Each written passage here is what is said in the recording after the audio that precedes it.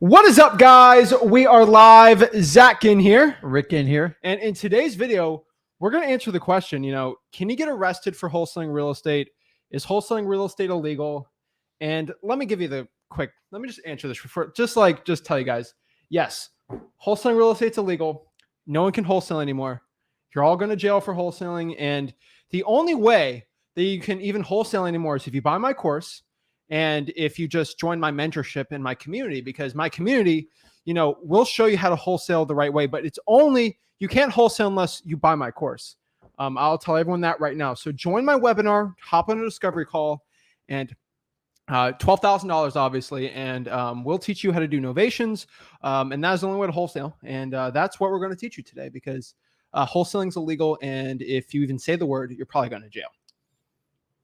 Okay, just kidding, guys. That's a joke. That's a joke, guys. Yeah, wow. Guys, that's how every single video about is wholesaling illegal goes. Like every video from every guru that you hear about wholesaling, that's usually how the video starts. Wholesaling is illegal. Wholesaling is the worst. You will go to jail unless you buy my course or you join my brokerage, and it's all terrible, right? Guys, okay. That was just a joke, okay? Guys, wholesaling is not illegal. You are not going to get arrested for wholesaling.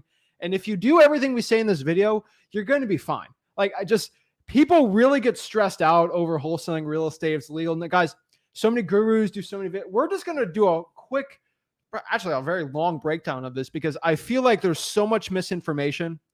We speak to countless lawyers on this. We speak to so many wholesalers about this, and legal minds and scholars. We actually read the laws. Not a lot of people do that. And we show you what actually is going on. We get a lot of flack from the gurus for it, but it's absolutely true. Guys, I will say this statement, and you can take it out of context, but you can wholesale real estate. If you're a beginner and you've not done any real estate deals, you can this month do a real estate wholesaling deal in all 50 states. And I'm saying that statement to heart. Don't you agree with me? If you have not zero experience, you can do a real estate wholesaling deal in all 50 states right now as of this video this month, right?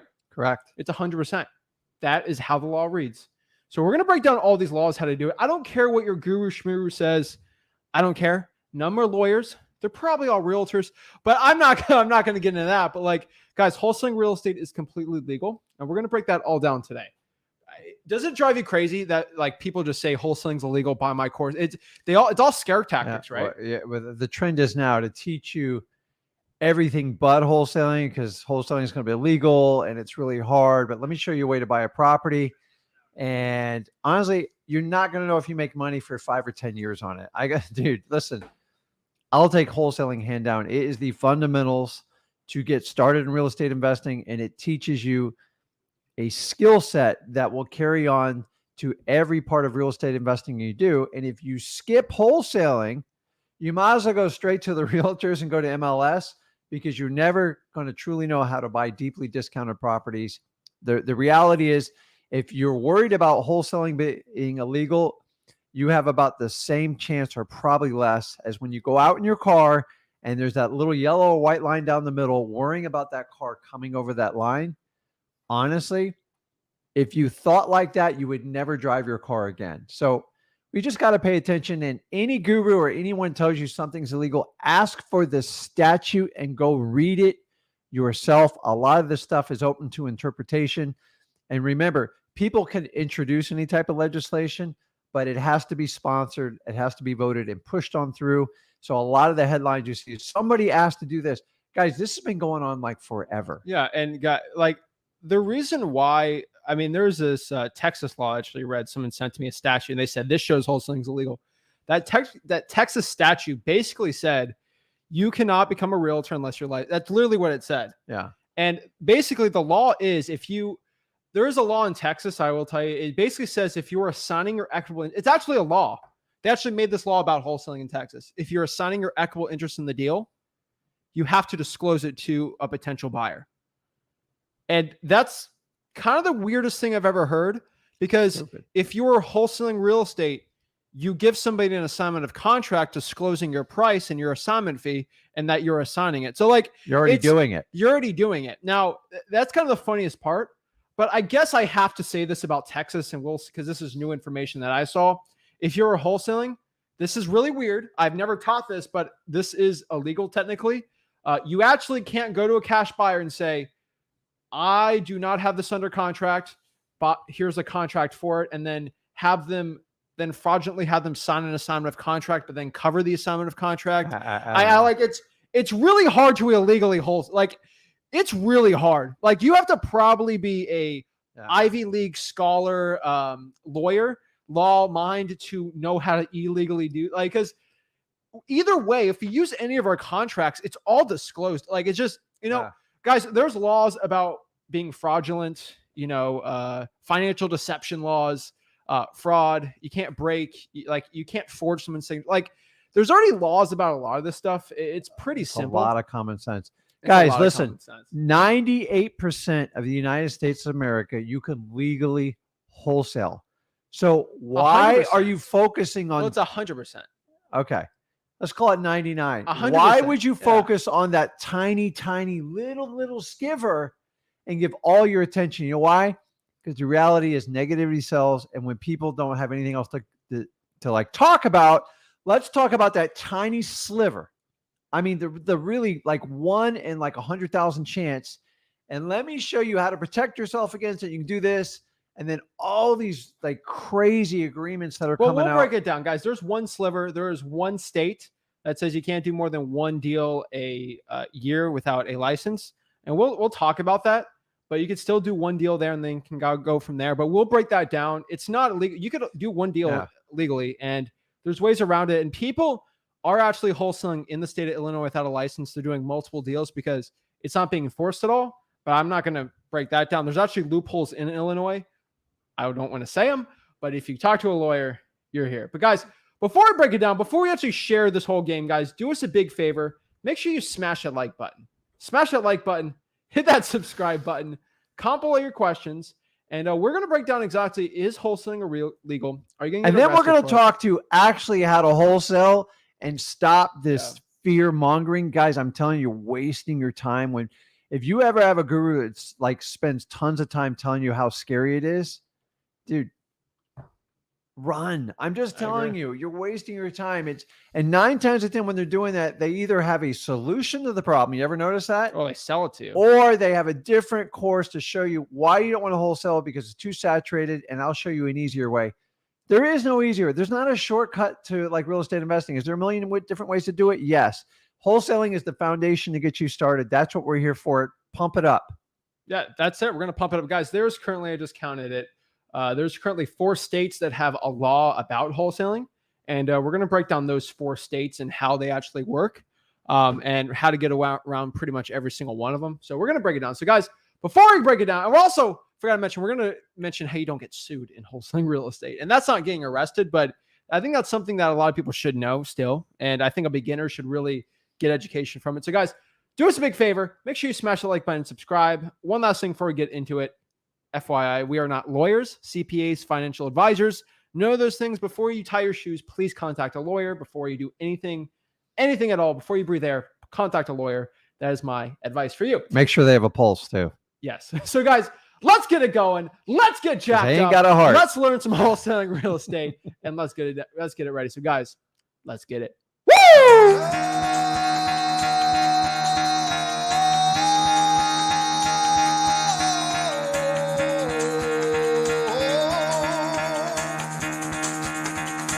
Get the fuck out of bed, bitch. Go.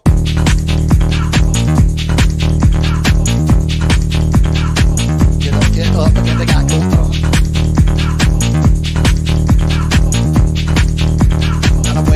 Time to wake up, bitch. Get up. Get up. Get up.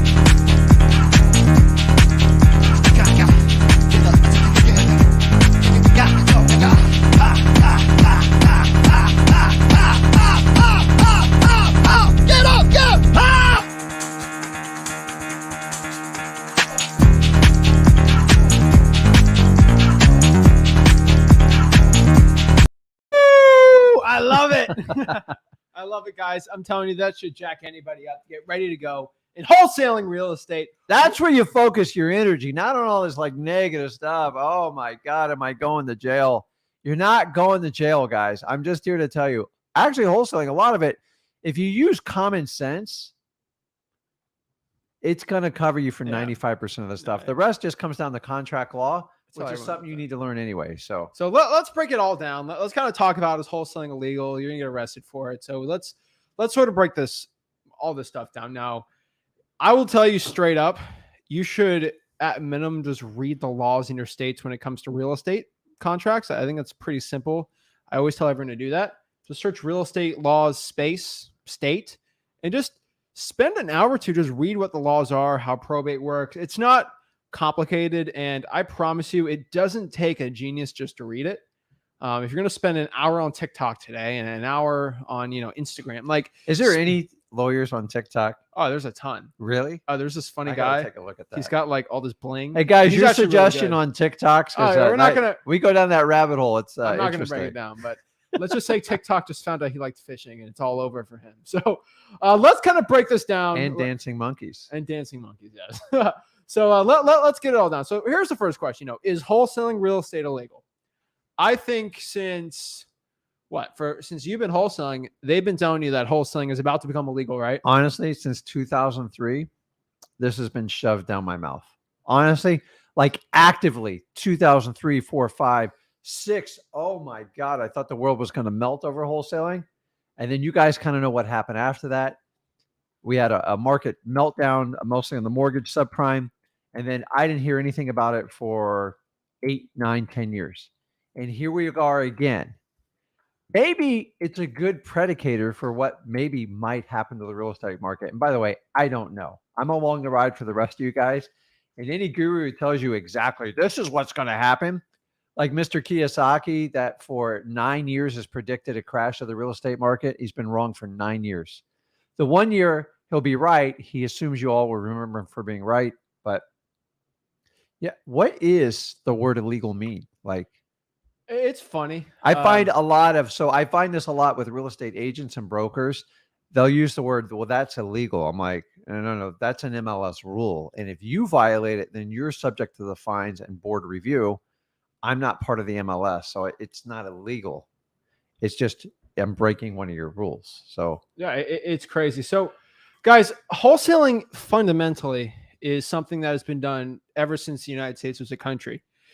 Actually, the ability to write contracts for things and the right as us on the right for us as United States citizens has always been there for us to write contracts and sell contracts. And what we do in wholesaling is sell our equitable interest in a contract. Yeah, it is a fundamental right in the Constitution. Now, sure. I have it right here too, but go ahead.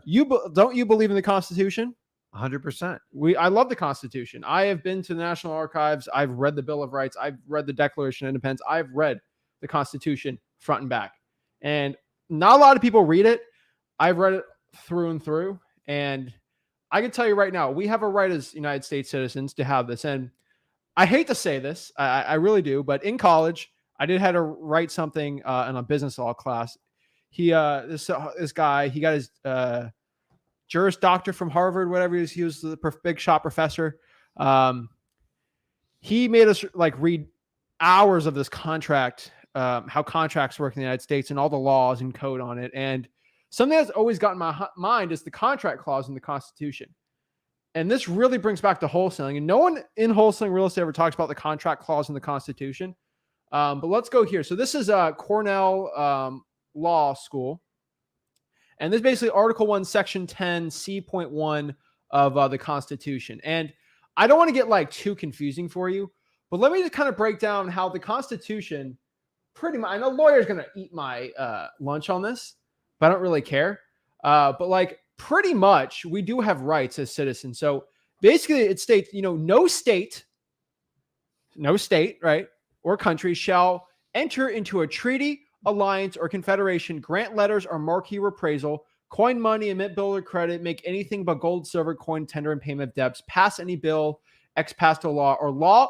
See, this stuff's, it doesn't matter, but here's the most important part, or law impairing the obligation of contracts or grant any nobility. Pretty much it provides that no state may pass a law impairing the obligation of contracts, and a law in the context may be a statute, constitutional provision, municipal ordinance, having the force or operation of the statute. Pretty much to a point. If I go back here, you really read it. This kind of makes it, but basically, if you really quote it from like, you got articles from like the Business Professor and stuff, but like pretty much no state shall pass any law impairing the obligation of contracts.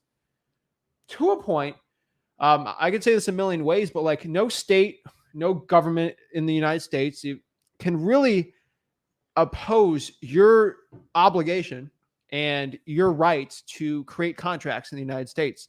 This is how common law works. Even when we came back from England, we used their system.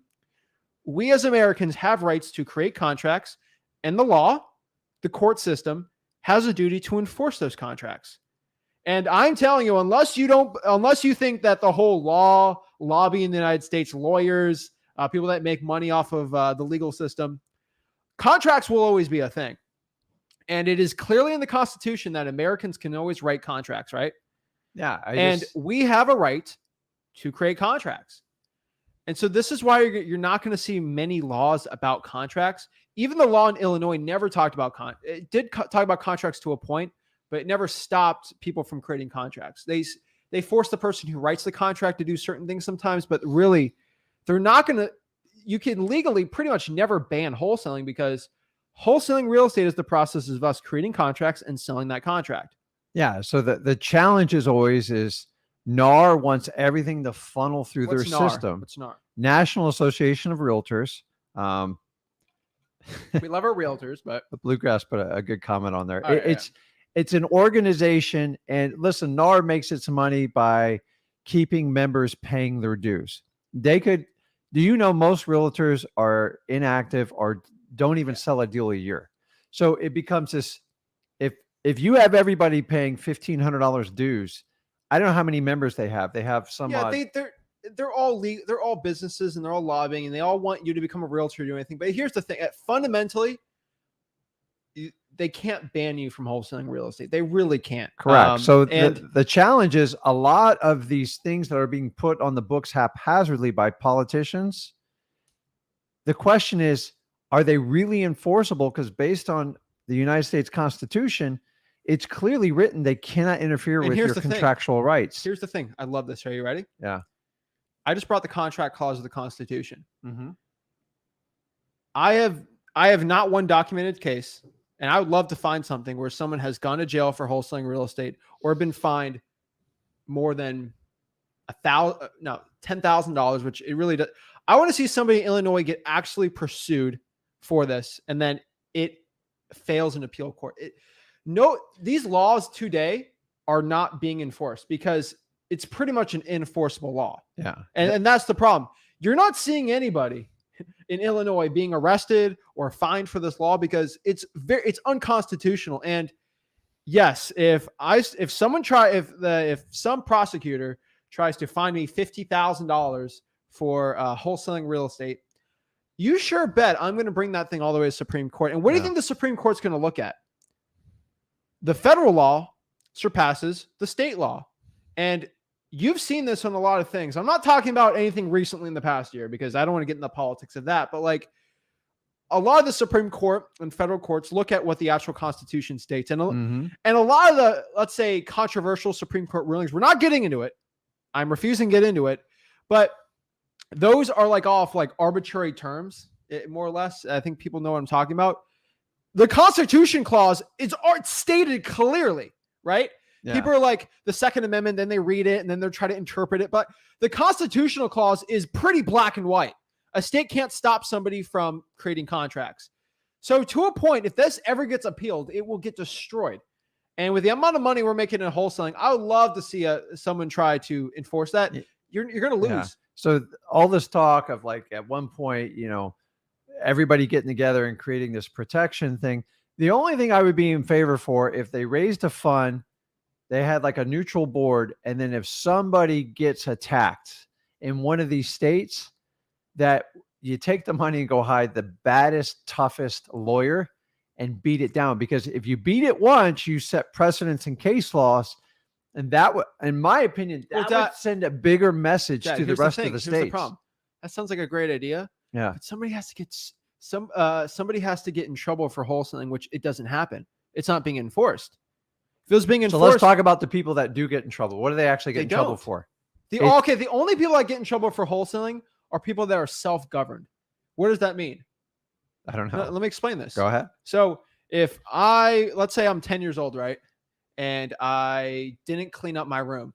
You can send me in my room and get me in trouble, right? And you're the court, the law, the dictator, right? It's your I've done house. that. That's self-governed. You kind of do it yourself, right? Yeah. The problem is that's not like a government. I'm sorry, but like that's your own rules, right? like That's NAR. how you it's like NAR. Yeah. NAR is not the government. Who's your daddy? So the only people that are regulating wholesaling are people that are self-governed. Like it's like an HOA. They're not a real government. They're saying you have to cut your grass. You sort of have to because you're following their rules. If I'm outside the HOA, my grass has to be cut with code, but like I can fly whatever flag I can do whatever I want. The only enforcement of wholesaling real estate illegality is with realtors and the National Association of Realtors. And we love our realtors out here, but NAR, they have stopped the real estate boards because they're self-governed, have taken people's wholesaling fees away on a monthly basis. Pretty much. They are taking people's real estate assignment fees away because they didn't like the way the person did the deal. They did the deal legally, but the real estate board didn't really like it, so they just took the person's assignment fee. Right? Don't you agree? Didn't that happen? Here's the problem: is wholesaling, depending on how you interpret it. So we talk about self-governing. So NAR has their own board, and guys, I'm not a realtor, but I do know they have a clause in there that says you have to look out for the seller's fiduciary. You have a fiduciary responsibility. Okay. The problem is that's interpreted by NAR, not by a court system or anything like that. And then, so let me ask you, you go out and get your real estate license. You can disclose till you turn blue. I don't care.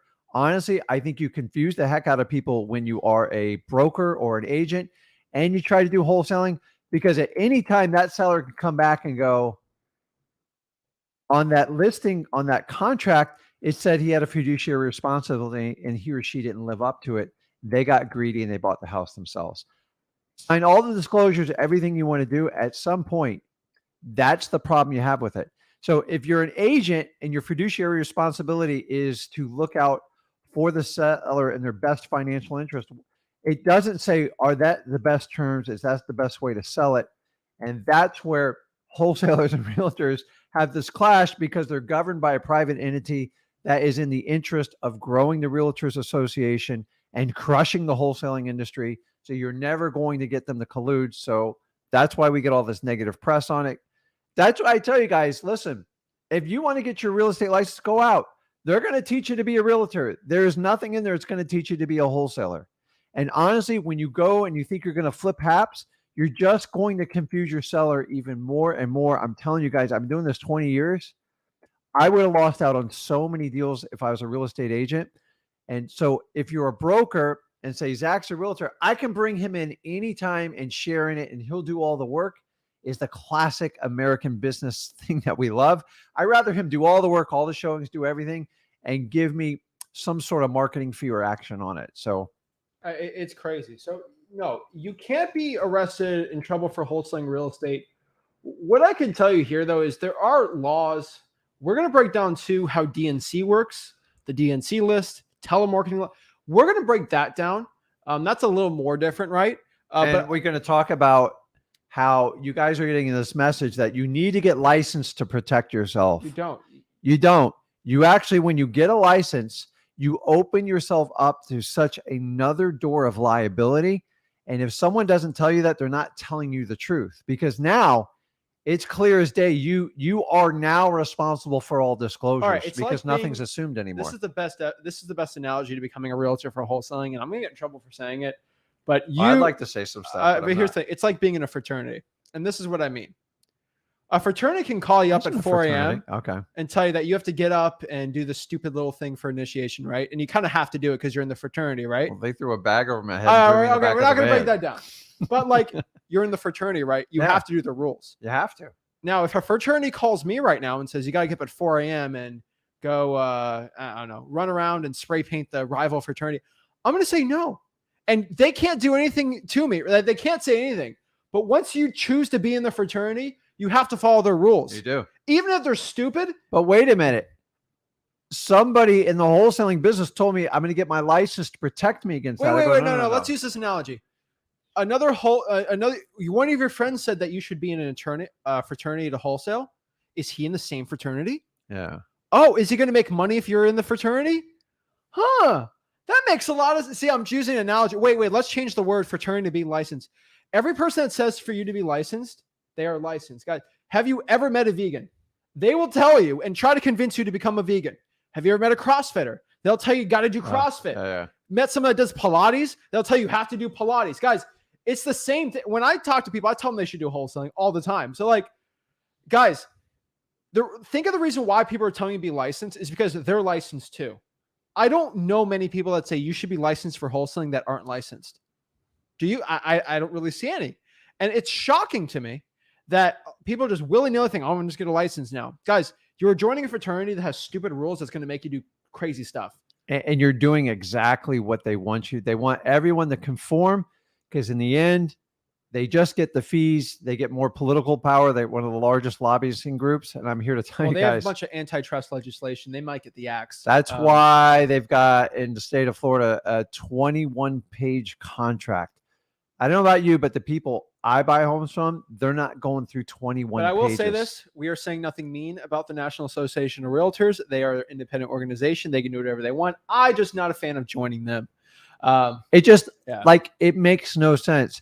If you're joining it because it thinks it insulates you from wholesaling, it doesn't. It actually opens you up to a special small fraternity, sorority, whatever you're going to call, and they are going to pass judgment. And honestly, when you get assignment fees, sooner or later, they're going to call that probably commissions. And then you're going to be paying fees to the broker and everything else because they want to access the wholesale model. Wait. Oh, we just got busted. Uh-oh. Don't you own a brokerage? Oh my gosh. This is blasphemy right now. Uh-oh. Guys, Yeah, I do. Yeah. I do. Yeah. One of the companies we have owns a brokerage. Guess what? It only sells retail real estate property. Business. And here's the thing. And that's it. And that's all we do in it. And it makes money. But I'll say this. I don't mix it up with wholesaling at all. Investing, credit, all that makes so much more money than the brokerage. And I'm telling you right now, even because we own a brokerage, the brokerage works. It's a different business. Us. And it doesn't work for wholesaling. And we have acquisitions and managers that are licensed. I'm just telling we are still. Why do we do what we do? We're telling you the truth. Okay. Yes. If I told everybody they should join our brokerage to wholesale and we make a bunch of fees from them and then we get 1%, we'd make a ton of money from you. But we truly don't feel like that is best for we truly believe that's not what's best for you. And that's what we say. God, why do you think, like everyone says, you should use batch leads or PropStream? Guys, we say use both of them. Yeah. We don't care because we know it's kind of, your style, but we want what's best for you. I don't need your money. I don't need to make money off of you. So I'm not going to say it. I'm going to do what I truthfully believe in my heart of hearts, what's going to give you the best success possible as a beginner. And joining our brokerage, okay, I'm paying insurance, thousands of dollars, wasting time, and then doing all this hard work, maybe getting a $50,000 assignment fee. Are you ready? And then have the real estate board take that away from you. Yeah. Do you really think I, in my heart of hearts, believe that will be best for you? No. Okay. And Jason, the reality is, if I thought that was the cure-all, I would give you all a link. I'd have you all join a brokerage. Listen, just because I own a brokerage, I don't operate, I don't touch anything. I actually pay full commissions for everything I sell because I do a lot of higher-end property. I do other stuff. We do multi-million-dollar properties. They require realtors. There's no way around it. I'm telling you, for the average stuff us wholesalers buy. Actually, the fact that we own a brokerage should show you more than enough that we don't want you to get licensed as a wholesale. Now, if you want to get into real estate, you want to make, $4 or $5 million home sales in Beverly Hills.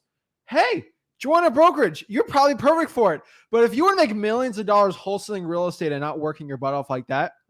You know what the average margins of a brokerage is? It's like between 10 and 15%, guys.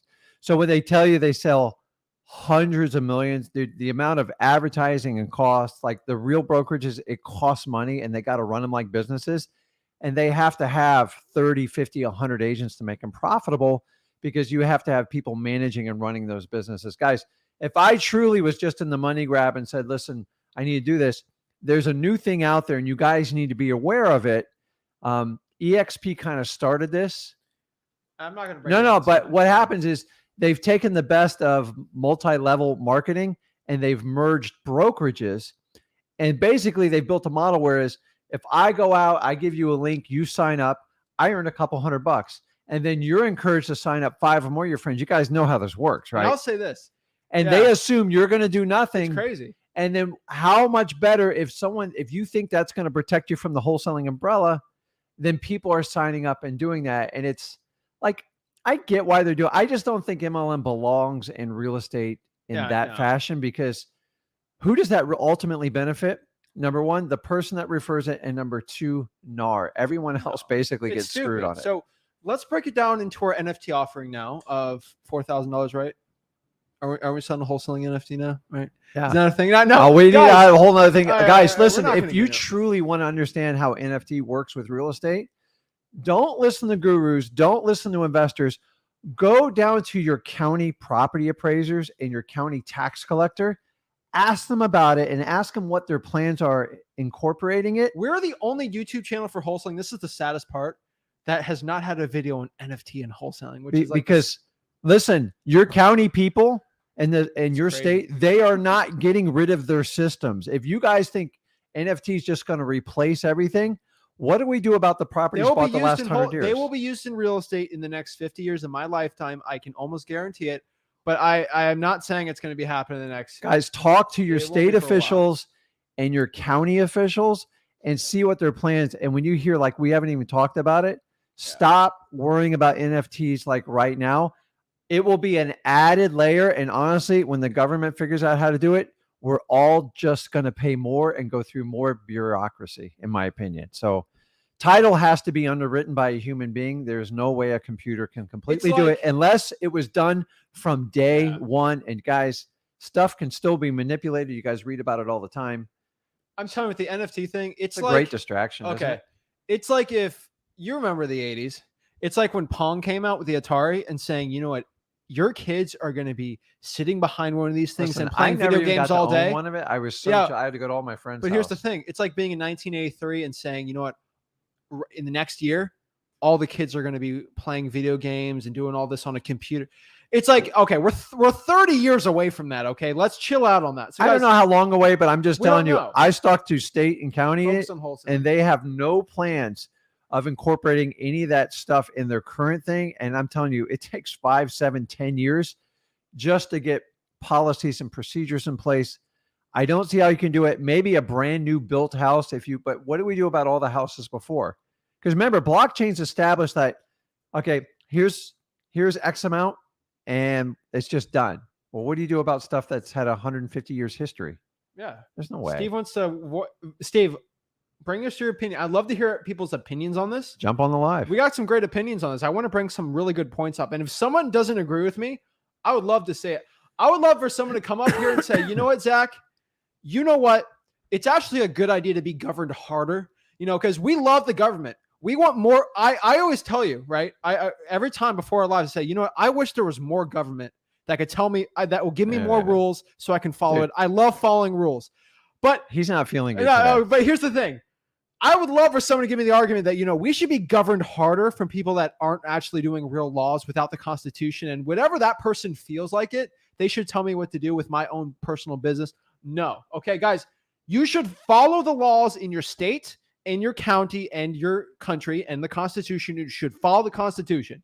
You definitely should. Okay. No stealing, none of this spaz, but outside of that, do whatever you can to make the most money. To a point, have ethics, but I'm just saying. So let's get some opinions on it. Let's not talk about debt relief today, because I think we should roll out a program to relieve anybody who took on a financial constraint up to $10,000 on a wholesaling program. We're going to have a $10,000. I learned an interesting fact today. I think you would actually really like to know. You want to know it? You're a little nervous to hear it, aren't you? Yeah. You know who has the largest reserve outside of a government agency? Like outside of all the kings and all that, who has one of the largest cash reserves? This is in the United States. Department of Education, Treasury, Harvard. Almost yeah. $50 billion sitting in a bank account. Oh yeah, it's crazy. And here's the best part, guys. Harvard doesn't pay any taxes. Yeah, but $50 billion. it's a private company. I get cold call from I know, but that's amazing, man. I get cold call from the University of Florida once a month about giving them money. I'm like, I already gave you what? They got 10 billion. I know, but They got 10 billion. It's crazy. And we talk about people not paying their fair share of taxes. All right, I'm not going to get into a tax debate, but it's simple. Wholesaling is arbitrage under the contractual terms. The principles are built upon common law, and states that try to outlaw it are actually going against fine. Guys, no one's enforcing these laws, because if it ever went to actual court on the Supreme Court, and we already know which way the Supreme Court leans, and I'm saying this non-politically, the Supreme Court has a 6-3 conservative majority, and that is a fact as of today. They are more in terms of a more conservative Supreme Court, and I could be put out of context here, but it's true. The Supreme Court right now follows more of what the Constitution says versus what modern interpretations might put. And they're pretty much, most of them, and I'm not saying anything else, but they are pretty much literalists when it comes to the Constitution. And then when the Constitution states that no state should pretty much get rid of a person's obligation to create contracts, what do you think they're going to say? So I'm just telling you guys, it's fine. So we got our Outcast vibes. Yes, I had an artist. He spent, I think, $7,000 on this painting. It's custom, freewholesaling.com. Pretty expensive, but I think it was worth it. You guys, focus on the let me know if that content. was worth it, that painting. But yeah, guys. So let's kind of break down some more things, guys, and let's kind of break down the law. But I've never heard any type of wholesaler have this conversation. They just we get a negative headline about wholesaling's illegal. Everybody sees the thumbnail, and then they're like, there's never a discussion about U.S. Constitution law and like how states, there's only certain things they can do. It's just like, you really need to avoid it. Go get another license. Go get more approval from another agency. Guys, the deeper you go down that hole, it is not going to fix your wholesaling game. And honestly, it's just going to cause you confusion. You can do what you want. Everybody has a right into it. The NAR doesn't care to make you a legal wholesaler. It's bribery money. And honestly, you're going to have other issues. So let's talk about this. Let's kind of talk about the states. So let's get into the basically 4 states that have certain laws on the books. We have Illinois, which I truthfully believe is an unconstitutional law.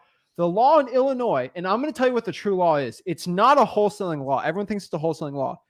It basically states that you can't you can't write a contract to buy any piece of real estate more than 1 a year unless that person who helps you do it is licensed. That's it. So if I am a business owner, let's say that's insane. All right, no, but here's how the law really works. Okay, do you like Subway?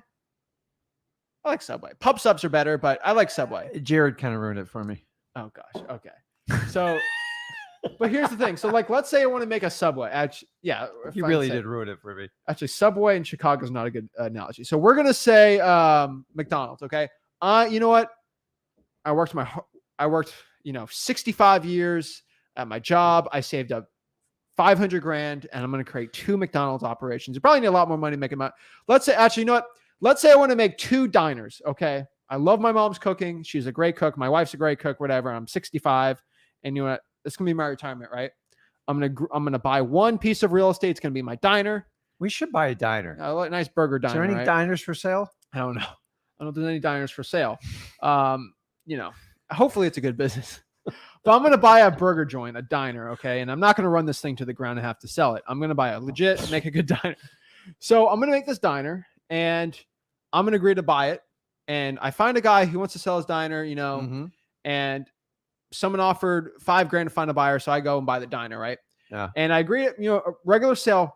Hey, I want to sell my diner. I want to buy your diner. So I buy it, right? And I'm living my dream. This is my retirement, right? Yeah. And guess what? This diner does really good this year. I have $500 more grand. I'm going to buy another diner. Yeah. Now, I'm an entrepreneur. I'm in the great state of Illinois.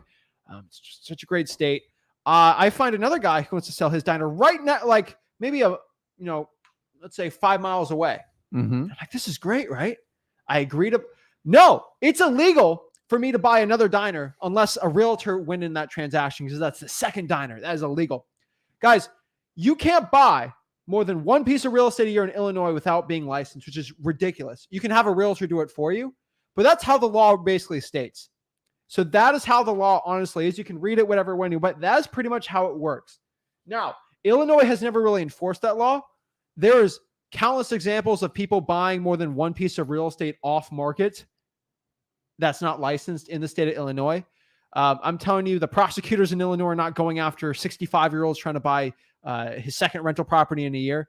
God, the law is very unconstitutional. It was kind of more of a thing to do. Oh my God. All right. I'm not going to talk about this, Jonathan. A diner gym combo. That sounds great. What? I've always So felt you like, can eat greasy food and still work out at the same time? no, haven't we gone to Burger Joint and say, you know what? I want to get a cook pumping after this. No. All right. But here's the thing. Honestly, a good pump and then a diner, that's actually a good Listen, combo. man, But guys, what I'm telling you is he's selling the right stuff. Illinois, it's ridiculous, that law. It's not enforced at all because it's such a ridiculous law that's it's not being enforced. And once someone enforces it and they challenge it with the court, it's going to be overturned. I'm not telling you to go against that law. Nobody wants to be But the I'm pawn. saying nobody's no one wants to be the pawn or the guinea pig for it. Actually, there's plenty of people that do it. It's such a weird law that most people don't know about that. Yeah. And people are buying more than 2 properties a year. It's ridiculous. So guys, I'm just letting you know it happens all the time. If I buy a duplex, technically that's illegal. Yeah. And people are buying duplexes off market all the time. I actually look, I do my research. So technically that is illegal under law. And there's probably hundreds of duplexes in the state. Illinois is a big state that are being bought with cash every single year off market. That's technically illegal too. Nothing's happening. So I'm just letting you know that's sort of how that law works. I'm just letting you know. And guys, I'm here to tell you in wholesaling is because we're independent operators, we think way outside the box. You can pass whatever law you want. I will be constantly 4 steps ahead of you. Let me give you a couple examples. Yeah. My entire career, I have been challenged on everything. You guys know how I tell you, when you go get your government list, you got to beat resistance with persistence. I got my butt kicked for 3 years and I decided I wasn't going to put up with it anymore. And once they knew I wasn't going away, I got through. I've constantly challenged. You saw, what was it, a year or 2 ago, someone told me, you can't, a corporation can't buy a property in here. Now, I know that violates every law. I go, give me the law, give me the application, and have your president sign it. What's 2 a weeks goes corporation? by. Yeah, It's a group of people. 2 weeks go by. I go, listen, there's 7 banks that own property in your development.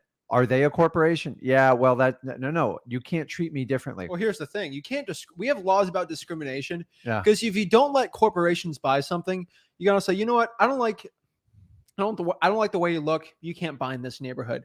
That's discrimination. Well, that's what you It's start like, doing. what's the slippery slope there? So like we've fought it before, guys. I just did a deal where I physically wasn't allowed because there was some type of restriction. And so we wound up just buying the LLC. That's it. So we just went around the back way. You had to use a bunch of lawyers and stuff, but I got to be honest with you, it wasn't that bad. I was a little bit nervous when I did it, but like you can put all these, like the HOAs can put rules in, states can put rules in, your cities, your counties. I'm here to tell you, if it comes to that, I promise you wholesaling will not disappear. It will just overcome it. I promise you. My entire 20 years, I'm challenged on everything. The only reason is, Zach thinks he's heard a lot. We're talking about constitutional law is like we question and ask things instead of going, oh my God, we can't do this. Let's run over there, get a license, and we'll solve all the problems. No, why don't we challenge it and say, how can you do this if the U.S. Constitution says you can't do it? How can you possibly do it? And nobody wants to have these discussions. Listen, I don't want problems and conflicts. Don't get me wrong. But you got to know when you're getting stepped on, and you guys need it. You will constantly be challenged in the wholesaling space. And you got to know there's sometimes you just got to, I stand up to title companies all day long. I stand up to lawyers all day long. I stand up to county officials all the time. And I'm just telling you, in the beginning, you don't understand it completely. So tuning in with like people, me and Zach, we're the only ones that are going to have an honest conversation about this instead of putting fear in you and go, hey, go run behind this link. Click this link. I'll protect you. Whatever, a course, a brokerage, I don't care. Guys, it's not going to solve any problems. It's still going to be there. I've been challenged so many times on this. I've been challenged before. Someone said once a quote to me. I'm not going to put anything in context, say who, but I got asked once, challenged hard. And I'm a man of what I believe in. Yeah. This is a quote, ready? You're telling me you want wholesalers to run around wholesaling real estate unlicensed with no self-regulation or regulation? I said, yeah, I agree. I agree. As a human being, as an American, you have the right to do whatever you want within the Constitution. And yeah, I've been challenged, guys. I put my blood, sweat, and tears. I put it all on the line for this business. You have too. Yeah. I've been challenged from every single person in this entire industry trying to change the wholesaling, and I fought it tooth and nail, and we've won. But so I'm telling you, we have fought. Yeah. And tooth you know and nail what for the this. challenge is? People like me, the last 20 years, all the people that have been doing this business 10, 15 years, they did whatever they wanted, right? Whatever they wanted. Like they did it. And honestly, let's think about it. They created a lot of these problems. And now they want to be the voice and tell you, we've got to do a better job. Well, that's not fair that you got the run for 20 years and then you're telling everyone below you, you have to do this, this, and this to comply. Listen, you do have to have an internal code of ethics. I can't make you do it. You can sign whatever document you want. At the end of the day, either you help people or you don't. And honestly, no church can regulate that to you. No politician can. Me and Zach can't. Either you're a good person or you're not. And honestly, I find people getting holes like we have bad apples. There's bad teachers. There's bad cops. It never stops. Yeah. So why do you think our business is going to be any different? So the problem with society is like one person wrecks it for the other people and everybody has to pay the price. And you guys just have to understand your rights and your laws. I'm telling you, don't take this narrative where you've got to comply. I did whatever I wanted for 20 years, but now you have to do it completely different. That's not fair to me. That's very, very hypocritical, and I completely disagree with it. I disagree with friends on this, and I'm never going to waver. You get me on any stage, any live, I'm always going to stick to my core values. Wholesaling should be accessible for everybody. Yes, you should do it honestly and ethically and upfront. We are going to have bad apples. We cannot govern the entire business because someone decided to take a reckless course and do this. It's ridiculous. So guys, Illinois is fine. Let's talk about Nebraska and Oklahoma. Those are two laws that actually have wholesaling laws on the books, and we'll talk about those. It's very common sense to a point. It's like if somebody makes a law saying that you can't assault somebody, and you can't assault somebody wearing a clown hat. Well, here's the thing. Well, you can't assault somebody. That's pretty much good to go. You can add wearing a clown hat too. That's the way I usually look at it. So don't be a clown in wholesaling. What do I mean by this, guys? Here's the law in Nebraska, Oklahoma, okay? You can't legally in Nebraska and Oklahoma, these two states, you can't publicly market for sale your equitable interest in real estate. And what does that mean? Let's break that down, what that legal definition is. Basically, the person who introduced it, wife is a realtor. So, but what I can tell you is basically how the law works is if I have a property on a contract, I can't make a Zillow for sale by owner. I can't make a Facebook post. I can't say, I am selling this piece of real estate. I am selling my equitable interest in this deal. You can't do that in Nebraska and Oklahoma, which is still kind of weird, but I get what they're saying. You can't pretty much pretend to own the piece of real estate. You should disclose that it's an equitable interest, but Nebraska and Oklahoma say you can't publicly market, which means you just can't post the deal on Facebook or pretty much Craigslist or online that I'm selling this deal publicly. That's pretty much how the law works. How do you get around that? It's pretty easy. You already have a list of cash buyers and you privately market. The funniest part is you vetted. You don't even have to vet them. You can privately market. You just can't publicly put it online, but you can call 10,000 buyers and that's legal. It's kind of a weird law, but honestly, it's fine, right? It doesn't really change much because I don't publicly market any of my deals. So you're pretty much good to go. I'll just call them, text them, and that's the way you can. Honestly, the law is because you can't. A lot of wholesalers are pretending to be realtors. I have this property for sale. That's stupid. Come on, don't be doing that. So guys, listen, don't get in the wholesaling to become a realtor. It is a miserable. A lot of newbies try that. Well, that's the problem because then you're trying to do all the hard work of the wholesaler. You're cold calling, you're texting, you're door knocking, which is brutally hard. Like I don't pass that up for a minute. I don't take it for granted. And then you're trying to make like $1,000-$2,000, dude. You'd be much better off just committing the wholesaler, make your 10 or 15 grand, get your money, move forward. And here's the really cool thing about wholesaling. You don't have to be a wholesaler forever. If you can dedicate 2 to 3 years to the business, you will have a lifetime of freedom. And the thing is, you will always have the skill set of wholesaling. And once you get an operation up and running, you can have employees work for you. And then you can go on to even bigger and better things, commercial properties, apartment buildings, like whatever you want to do. But honestly, everyone I've ever met that's super successful in real estate, they all have the core principle of wholesaling down. So anybody who tells you, hey, skip wholesaling, I guarantee their solution, you have to pay for it. And honestly, in the end, like, guys, learn wholesaling, master it. I don't care how hard it is. If you want to be in real estate, if you don't understand wholesaling, you're just going to pay a lot more for everything. And you're going to have to wait a long time. You're going to have to wait for appreciation to kick in. Wholesalers never, ever depend on appreciation. We buy at discounts today and we sell it for today's price. So no matter what happens to the market, you guys hear all this doom and gloom. Like, there's two trains of thought. Some people think by the end of this year or springtime, we'll be back to normal. And other people think it's falling off a cliff. In wholesaling, it doesn't matter. Now, if I'm a fix and flip guy, they've all pulled back. Hedge funds have all pulled back. They have to. Why? Because they're betting on where the market's going. Wholesalers never bet on where the market's going. We take advantage of what we have today. This is why it is crash proof, recession proof. It works. So if you have a core business of wholesaling, especially during down market times, you're not exposed to what all the hedge funds are, all the flippers are, all the landlords are. You are completely insulated. And I'm just telling you, if you do it, so the ones that left wholesaling, you're either going to see them go back, or they're going to try to do something else, or they're probably going to become a coach. I saw a post yesterday on Facebook. Okay. You can get in trouble. I'm just going to say it. And somebody asked a specialist on coaching is, how many deals should you have done before I can coach? Oh, dude, what are you doing? Oh my! Scares the heck out of me. Like, listen, when you get to like 1,000, let's talk, because you are a rookie till you get all the way through it, guys. There's so many things out there. And that's the problem is these days, as great as we are wholesalers, we get creative. And I just, listen, people can do whatever they want. I'm all for it. I just want to clear the confusion on this whole wholesaling thing and give you guys the facts. Stop worrying about this stuff, because I'm telling you, it's so far away. You're worrying about like driving the car and someone's going to come over that yellow line and hit you. I've been driving a long time. I've had a couple close misses, but. Oh, Lord. But yeah, so that's how Nebraska is. There's an Arizona disclosure law, which is kind of up in the air still.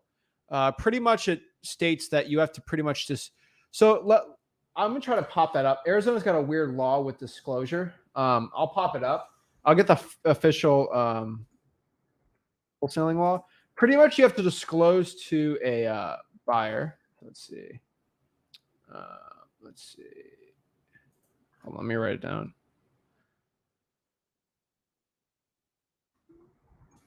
Try to pop it up. Where's track bill? All right, I have it right here. So pretty much. All right, so here it is. Let me get to you. This is the funniest law, because this is a law that doesn't even, this is a law just saying that I did something, I did something. Here's the Arizona law. I think it passed. I'm going to go check if it passed, but I'm pretty sure it passed, right? Did it? I'll look it up. But pretty much, I'm pretty sure this passed. But this basically says requires a wholesale buyer of residential real property before entering into a binding agreement to provide a disclosure in writing to a seller that the buyer is a wholesale buyer. Stipulates, let's see, can you guys see this? Yeah. Oops, where's the cursor? All right. Basically stipulates a wholesale buyer violates the disclosure requirement. The seller may cancel the contract at any time prior to the close of escrow without penalty and may return earnest money paid by wholesale buyer. Requires a wholesale seller of residential real estate property before entering into a binding agreement to provide a disclosure in writing to the buyer that the seller is a wholesale seller who holds an equitable interest in the property, and the seller may not be able to convey title to the property, which interesting, right? 4 stipulates if a wholesale seller violates the disclosure requirement, the buyer may cancel the contract for the sale at any time and may retain the EMD paid by the buyer. Defines residential real property as fewer than 5 dwelling units. Okay. Defines wholesale buyer as a person or entity who enters into a purchase contract or residential real estate as a buyer and assigns that same contract to another person or entity. Defines wholesale seller as a person or entity that enters into a purchaser contract for residential as a seller that does not hold legal title to the real property and assigns the same contract to another person or entity. And that's pretty much it. Right? Yeah, that's pretty much it to a point here. There's amendments and stuff. But here's the thing. Let's go back to definition of a wholesale buyer. A person that enters into a contract for real estate as the buyer and assigns it. Here's the thing. If you are a regular buyer that buys real estate and then decides to assign it, it's that law is all about one thing, and it's an intent, right? Yeah. When I go and agree to purchase a piece of real estate, my intent is to buy it. There might be something that comes up on the deal that makes me want to wholesale it, right? But it's all about intent to a point. If I'm intending to buy it and then I assign it, theoretically, I didn't need that disclosure because I was actually a real buyer at that point. Then I decided to sell it. It's very funny because the way the law works wants to be like, hey, Mr. Seller, I'm wholesaling your deal. Here's a legal disclaimer saying that I'm wholesaling it. Yeah. That's technically how that law works. But guess what? Hey, I'm looking to buy your house. I want to buy your house. A month later. And now I signed it because I don't want to buy it anymore. But my intent to start out was to buy it, but you lied about something or whatever. And, the law is pretty much unenforceable. It's kind of funny how the way it's written, but it's it's counterintuitive to what it says. So it's like, and honestly, every state approved contract with the Realtors Association and the lawyers all have the ability for assignability. So it technically any contract that's marked assignable, a realtor would have to disclose possibly that it could be wholesale because it's assignment. They're defining anything that's assignment as a wholesale. So this could go you could do this both ways. It's absolutely utterly ridiculous. They have to make it so open because the thing about contracts, it's weird because if you're intending to buy it or wholesale it, you don't know what you're going to do with it yet. It's all up in the air. Yeah. And now, if someone can prove that your intent was to wholesale it from the beginning, sure, I guess. But really, if you leave it up in the air that you are actually intending on buying it, you're pretty much fine to go. It's really funny the way they do that because it's theoretically, you would any person that tries to buy a piece of real estate would have to give that disclosure every property in Arizona because you would have if you decide in the future to assign it. Yeah. Which this is a shocker to many people, but when we sell properties on the MLS, which is the greatest thing on the earth, right? We get assignment of contracts all the time on them, all the time, right? Yeah. It gets assigned to different corporations. The problem is Arizona does that too. But here's the thing. Their intent was to buy it up front and then they decided to assign it to their partner. Yeah. That's fine with this law.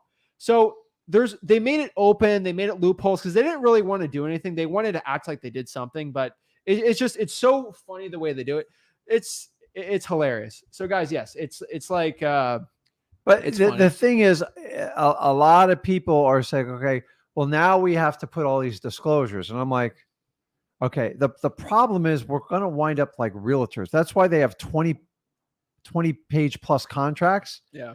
So if I have 4 pages, the reality is you guys know, okay, what's it going to say on the top? I'm a licensed real estate agent. I'm a licensed real estate broker. I am considered a wholesaler. I'm going to make a profit from you. Let me know you're legally, you're of sound mind to sign it. The disclosures get so long. It's like, have you ever read a mortgage? Have you read that? It's like 50 pages. I went and opened up a bank account yesterday and they printed out a disclosure, 72 pages. We killed more trees doing this. I go, do I need to read this? He goes, nobody reads it. And that's what we're all going to wind up. So whenever they try to enforce this, we're just going to come up with these generic boilerplates and people aren't going to read it and they're going to sign it. And guess what they're going to say? Well, I never really read it, so it's not enforceable anyways. That's the thing. So just understand that it's kind of funny. It's absolutely crazy. Somebody said on there she had. Yeah. Which one do you want? I think it's to the top. Someone said they were offered $10K for a wholesaling course. Yeah, we can talk about that after. Yeah. Okay. Yeah. So let's finish this up. Let's finish this up really quick. So like, here's the last law. This is the DNC law, right? Uh-oh. So yes, there are laws outside of wholesaling real estate about DNC laws, TCPA, which is the Telephone Communication Protections Act of 1991 or two, one of those years. And basically, there's laws about telemarketing and cold calling and stuff like that. So let's talk about DNC law, because that's an interesting one too, right? So these are TCPA rules, more or less. So when you're cold calling, there are laws with cold calling. That's pretty much for every cold caller. So let's kind of talk about what they are. So this is the Telephone Communication Protections Act. You got all that legal stuff for everyone if they want to go really into the thick of it. But basically, you can't have an automatic telephone dialing system with equipment because it was built in the 90s, right? They don't really know about software. Pretty much, this is the law if you really want to really read it. More or less, it creates the DNC list. It creates all these really fun laws. More or less, you can't cold call, I think, before 8 a.m. or after 9. It should be on here, though, local time. But this is pretty much the entire law. Let's see here. Oh, they updated in 2005. Telemarketing, rule marketing.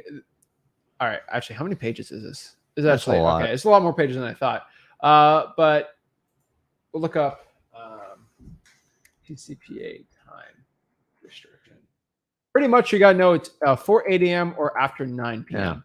On the call party's local time, which that is a weird one because you don't even know what the person's local time is. So that's kind of funny. But that is how that works. Because if someone has an area code local to you, but if they're living in, Hawaii, that could cause some issues too. But that's still up in the air. There's usually a $500 fine for breaking TCPA law. And the TCPA creates a do not call list. And this is where the most heated, contested law I always get asked about TCPA and how it works, right? The DNC list. Can you call the DNC list? Well, let's talk about the DNC list. Let's talk about how the DNC list. So let's go to the do not call registry and kind of read what it says. So let's make this bigger. Where is it? This is how the FCC defines the do not call list. The Do Not Call Implementation Act authorizes the FTC to collect fees for the implementation and enforcement of the Do Not Call Registry Public Law number 10882. I'm just reading you guys the law because I want you guys to actually know what the law means. Authorizes the FTC, the Federal Trade Commission, under Section 3A of the Telemarketing and Consumer Fraud and Abuse Prevention Act, Prevention Act to implement and enforce the DNC registry. Ratified, blah, blah, blah, blah, blah. The DNC specifies registration fees. And basically how it works is it revises reporting requirements in the Telemarketing and Consumer Fraud and Abuse Act. Pretty much how the law works is DN list. You cannot call somebody on the DNC list for telemarketing. That is how the law works. So let's see. DNC rules right here. The law. It basically helps telemarketers operate basically on it. Let's see. Political calls to nonprofits and charities are exempt from it. But pretty much calls are permitted. Let's see. Let's do the DNC rules because it has DNC list rules. It has the definition of it. It's illegal for telemarketers to call a number listed on the DNC registry. So that is what the law basically states on there. Now let's look up the definition of telemarketing. Now this is when things get weird because should I call the DNC list? Oh, I'm telemarketing. I can't. Let's go to the FCC definition of telemarketing. Basically how the telemarketing rules are, be section 10 here. So, oh my gosh. All right. Bear with me. This is section 10, so this should be easier. Where's 10? I got to go all the way down here for 10. But let's get the actual rules. 7, 5. All right, here. The term telemarketing. Okay. Let's, where is it? The term telemarketing means the initiation of a telephone call or message for the purpose of encouraging the purchase of real estate, or investment in property, goods, or services which is transmitted to any person. This seems like pretty common, right? But here's the thing. If I'm calling somebody, let's kind of go through the rules here, right? Hey, Mr. Person, I'm encouraging you to purchase a rental. I'm encouraging you to purchase or invest in this property or good. The purchase of. Does this promote, is this the encouragement of selling a property? No, you're not, right? You're encouraging somebody to purchase something. Telemarketing basically states you cannot encourage somebody to buy something or invest in something. When somebody sells their property, they're not investing, they're selling it, right? Yeah. As of today, with the DNC list, I don't care whoever legal schmeagle person says, but like most telemarketers want you to buy something, not sell, right? They never do. They're always buy this, right? Never to sell. So when they made the law of DNC, they're like, no one's ever going to want to encourage somebody to sell their thing, right? No, right? And so that is why for most wholesalers who interpret it, they're pretty much fine cold calling the DNC list. It's up in the air. Talk to a lawyer. But if you're inquiring somebody to sell their piece of real estate, if you're looking to sell it, you're pretty much fine to go. Like it's very interesting the way they do it. Why do you think realtors can cold call legally the for sale by owner list? Wow, They're selling their piece of real estate. correct. And they're basically putting their phone number out there. Put their phone number out there.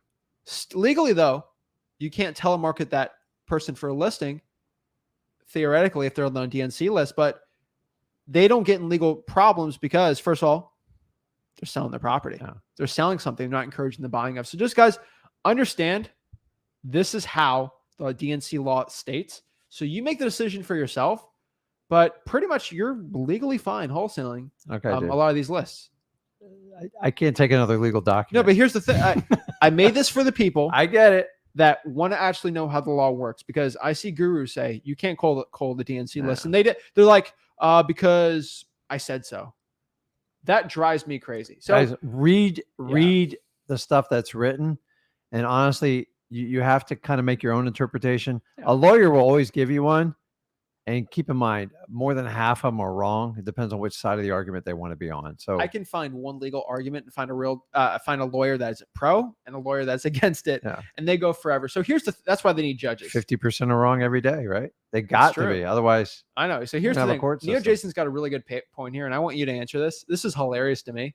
I heard someone's trying to get rid of double closings.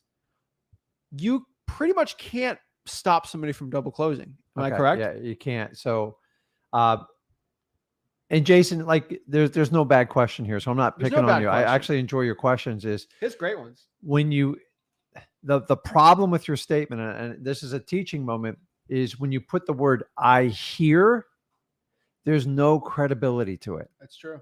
You have it's not you, but it's like whoever tell you. Did the internet tell you that? Like, so guys, when you guys know how gossip works, like, oh, I heard so and so is wholesaling is illegal. I heard so, and then it just rips and is viral. You can take one piece of negative news and it will spread like wildfire. I heard that Rick Zach can bench 500 pounds. That's true. That's true. It's like my shoulders can't, but I heard. But like Jason, so like it's not a bad question, but whenever someone tells you I hear or someone told me or I tried that, you have to you just can't use that as your compass and your guiding, because I can take all day long. You know how many people post on forums, on social media, and they go, I tried direct mail and I failed at it. It's terrible. It's a terrible investment. And then so many people take that as rule of God. And dude, I've been doing it 20 years. Probably one of the greatest techniques I've ever used is just, I've been doing it 20 years, but I'm only one person that can voice my opinion. So be very careful what information you take and you make it law in your belief system, because it will misguide you. We are so misguided. And we have to understand, when it comes to wholesaling, try to get facts. So when people talk about illegal wholesaling, get statutes number, ask them the name of the bill. If they stumble on the name of the bill, how much work did they really research it for you? right? Yeah, here's the thing about, He's just, yeah, he or she is just researching the solution they want to sell you to fix it. yeah. And that's the problem. So like the minute they go, well, it's illegal to wholesale in Illinois and this is how you fix it. Go, hey, what's that bill? When did it pass? Can you read it out loud for me? Oh, I don't have that information. So let's talk about this. This is kind of funny, right? Yeah. Oh, double But closings Jason, are illegal. good question. It's a great question, but let's play It's devil's impossible. advocate. Ready? Let's make it illegal to double close. You know what? I think double closings are so bad. Yeah. What am I gonna? All right, let's write this law. So what's a double closing again? You're buying a property and then you're selling it. You know what? All right, we're gonna make it illegal for people to buy houses and then sell them. Yes, that's how we do it. No, guys, It's physically to impossible to ban double do it. closings. You'll either have to do an Illinois thing, which technically is not legal, and they can't really enforce that. So what you have to do is you have to make it illegal for somebody to buy and sell a piece of real estate. And that is sort of funny because I'm pretty sure outside of certain countries that you actually can't even own any property. You can buy and sell double closing to a core is you are buying something and then you are selling it. It doesn't matter what the time is in between. It's fine. So guys, remember I always talk about like to find the right title company. I'm not telling you to cherry pick. I don't want a title company to do anything that's not ethical or legal. He says the title company won't do it. Title companies will pass rules and they'll make ridiculous assumptions. Let me give an example. When I was flipping short sales back in 2009, 10, I had a title company tell me I had an approved short sale. I had all the paperwork, no restrictions. And the title company told me, we're not comfortable until you wait at least 30 days. I was furious. And then I learned, I've got to find title companies that understand. I don't need a title company to interpret the law. I just need them to follow it. And so they do pass policies. Guys, you're going to see this. A lot of title companies, they don't want to do assignments because they're uncomfortable with it. Don't do business with them. Don't let a title company's rules and opinions govern your wholesaling business.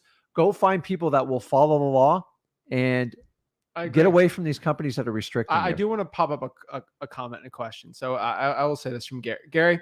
So Gary is in Port St. Lucie, Florida. And Gary says, I had to stop wholesaling, could not find properties at below market value with enough meat on the bone to justify. Seems like corporations are overpaying and squeezing the individual and small operations. Any suggestions?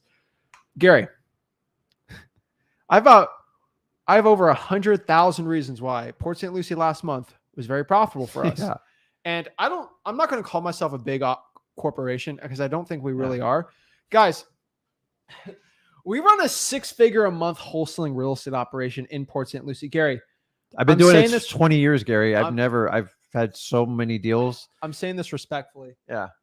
It's not you. Sorry, it's not wholesaling, it's you. You're because remember, if you do wholesaling right, you're technically not competing with anyone except yourself. Not. Because if you're buying off-market properties, how are you going to be beat by corporations? All you have to do is learn how to pull the correct list, do the right marketing channel, talk to sellers. He's in Orlando. Okay. This is actually worse because I know 4 wholesalers in Orlando doing over 100K a month.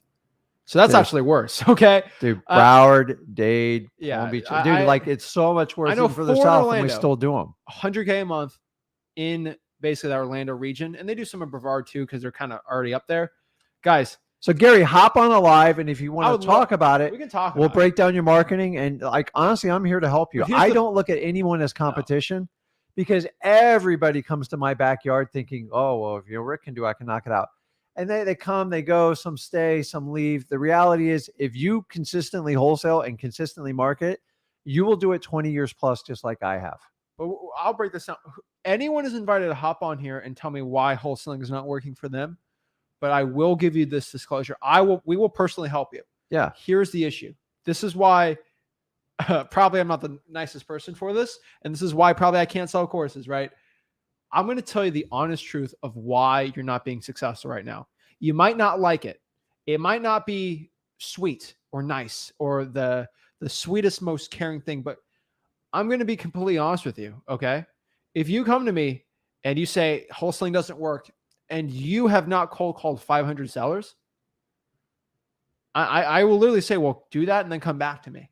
And I'm saying that truthfully.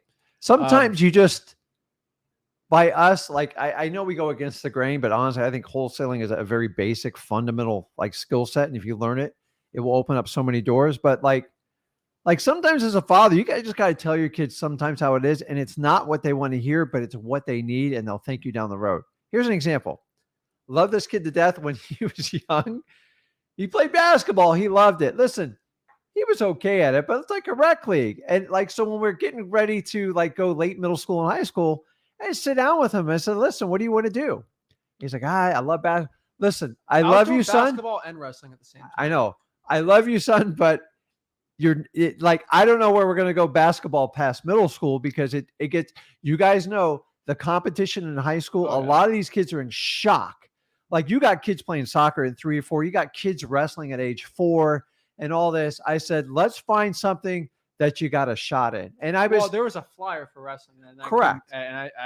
Well, he doesn't, like, I encouraged it. We'll break it down. But like, guys, like sometimes, like your kids have certain skill sets and you go, listen, let me just gently point you in the right direction. Because like sometimes we all can't be NFL players. We all can't be NBA basketball players.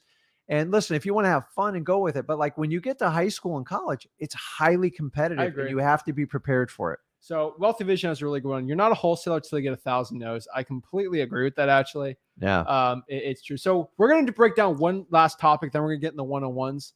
And this is something I feel like I've been getting hammered on this question. And I feel like we got to break it down really quick. The gurus are trying to push innovations hard. And I want to say a couple things, and I'm going to let you take the floor because you know it better than me.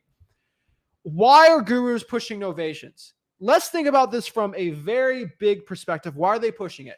There's only one reason why they're pushing it.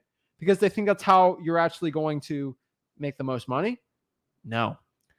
You already bought their $10,000 course, and they're like, shoot, you already bought my $10,000 course. I can't sell him another $10,000 course. I'll make a mastermind. Okay, he paid 10 grand for the mastermind. You know what? He already paid for my mastermind. He has lifetime access to that one. He has lifetime access to my course. Well, lifetime till I quit in 5 years.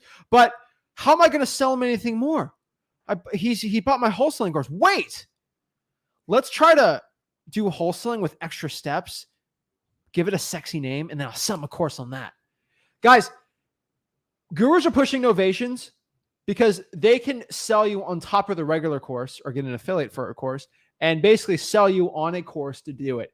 That's why they're pushing it. They actually don't believe it's the best for you, but they can make money off of you. So, dude, it's good for sales. Yeah. What's innovation? Sounds sexy. Break it down. Listen, novations have been around forever. This is nothing new. A novation legally means to substitute one contract with another.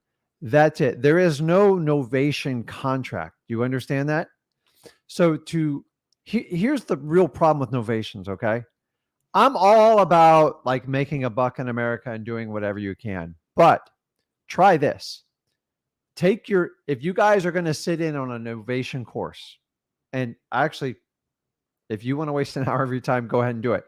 But take that idea, all the paperwork, the slides and everything, and bring it to a real estate lawyer and tell them what you want to do, and sit back and see how they respond to you.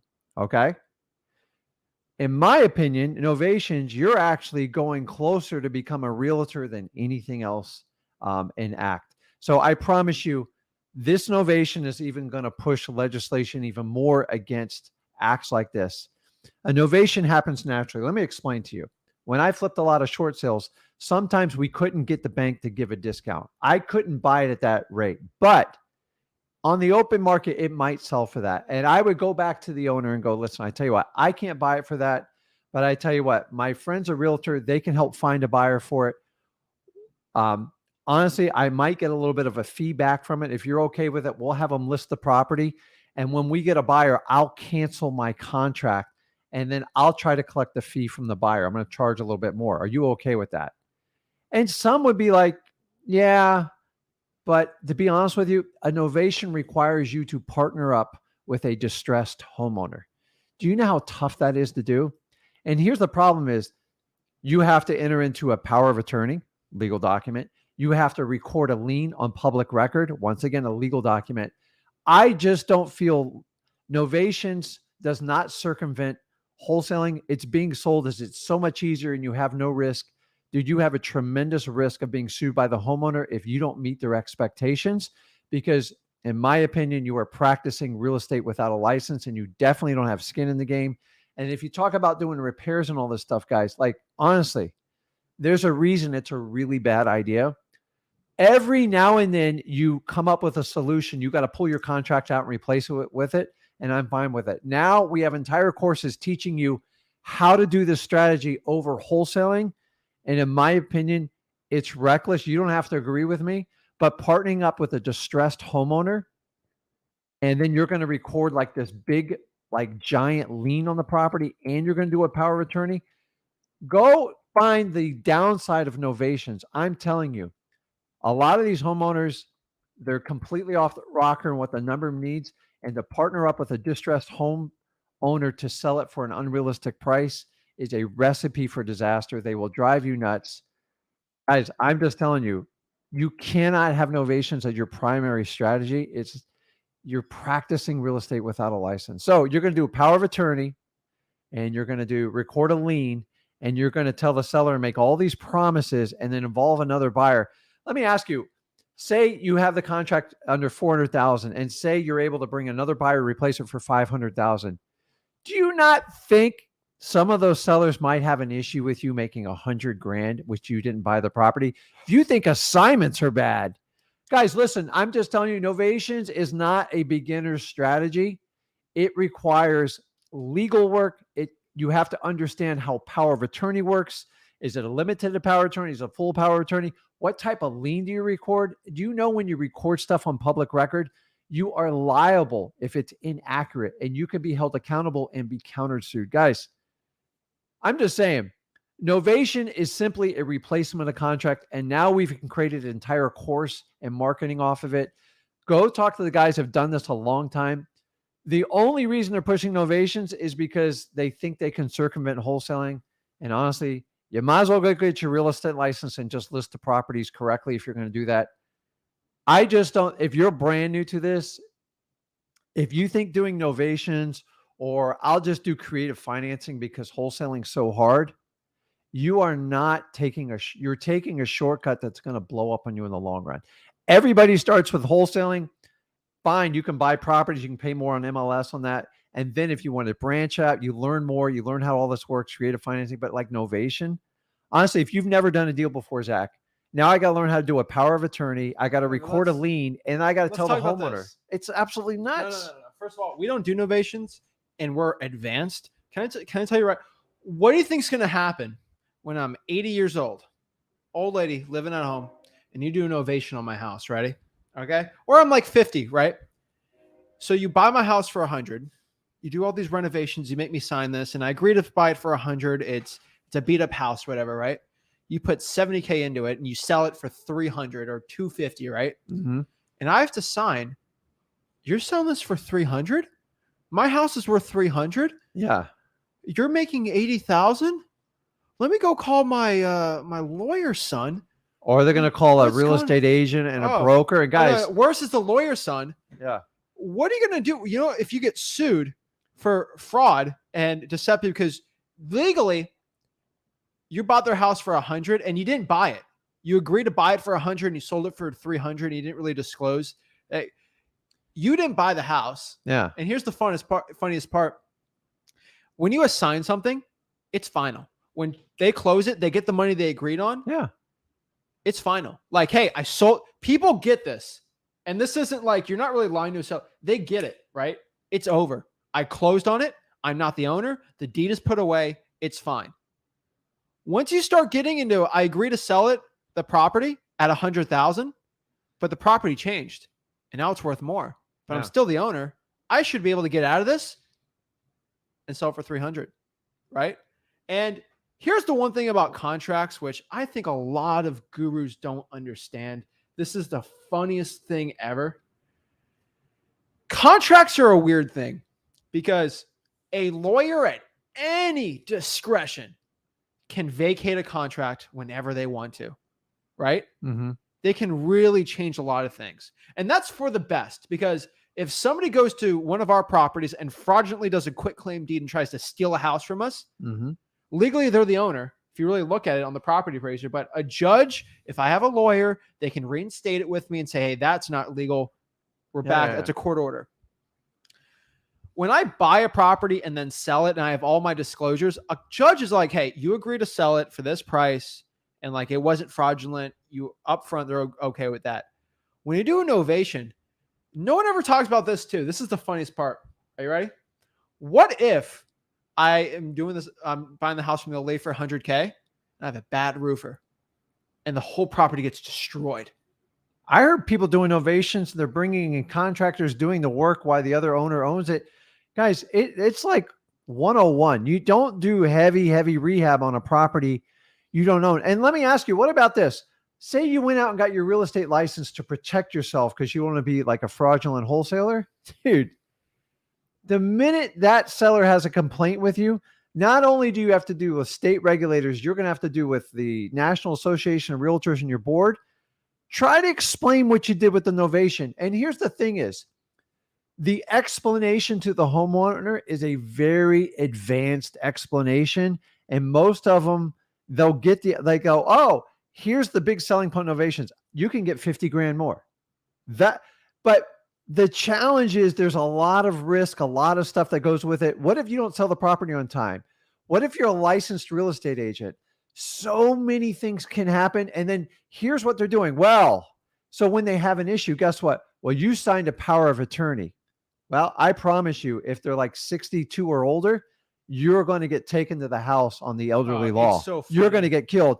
Oh, and then you have a lien. I guarantee 98% of the lawyers can discredit that lien because you don't know what you're doing and you use some kit from a coaching thing. I'm just telling you guys, novations happen naturally. And can I explain? And if it happens naturally in your business and you have some experience, then do the right thing for the homeowner. It's like, listen, I can't buy it for this, but I can bring somebody in. I'm going to make a fee on it.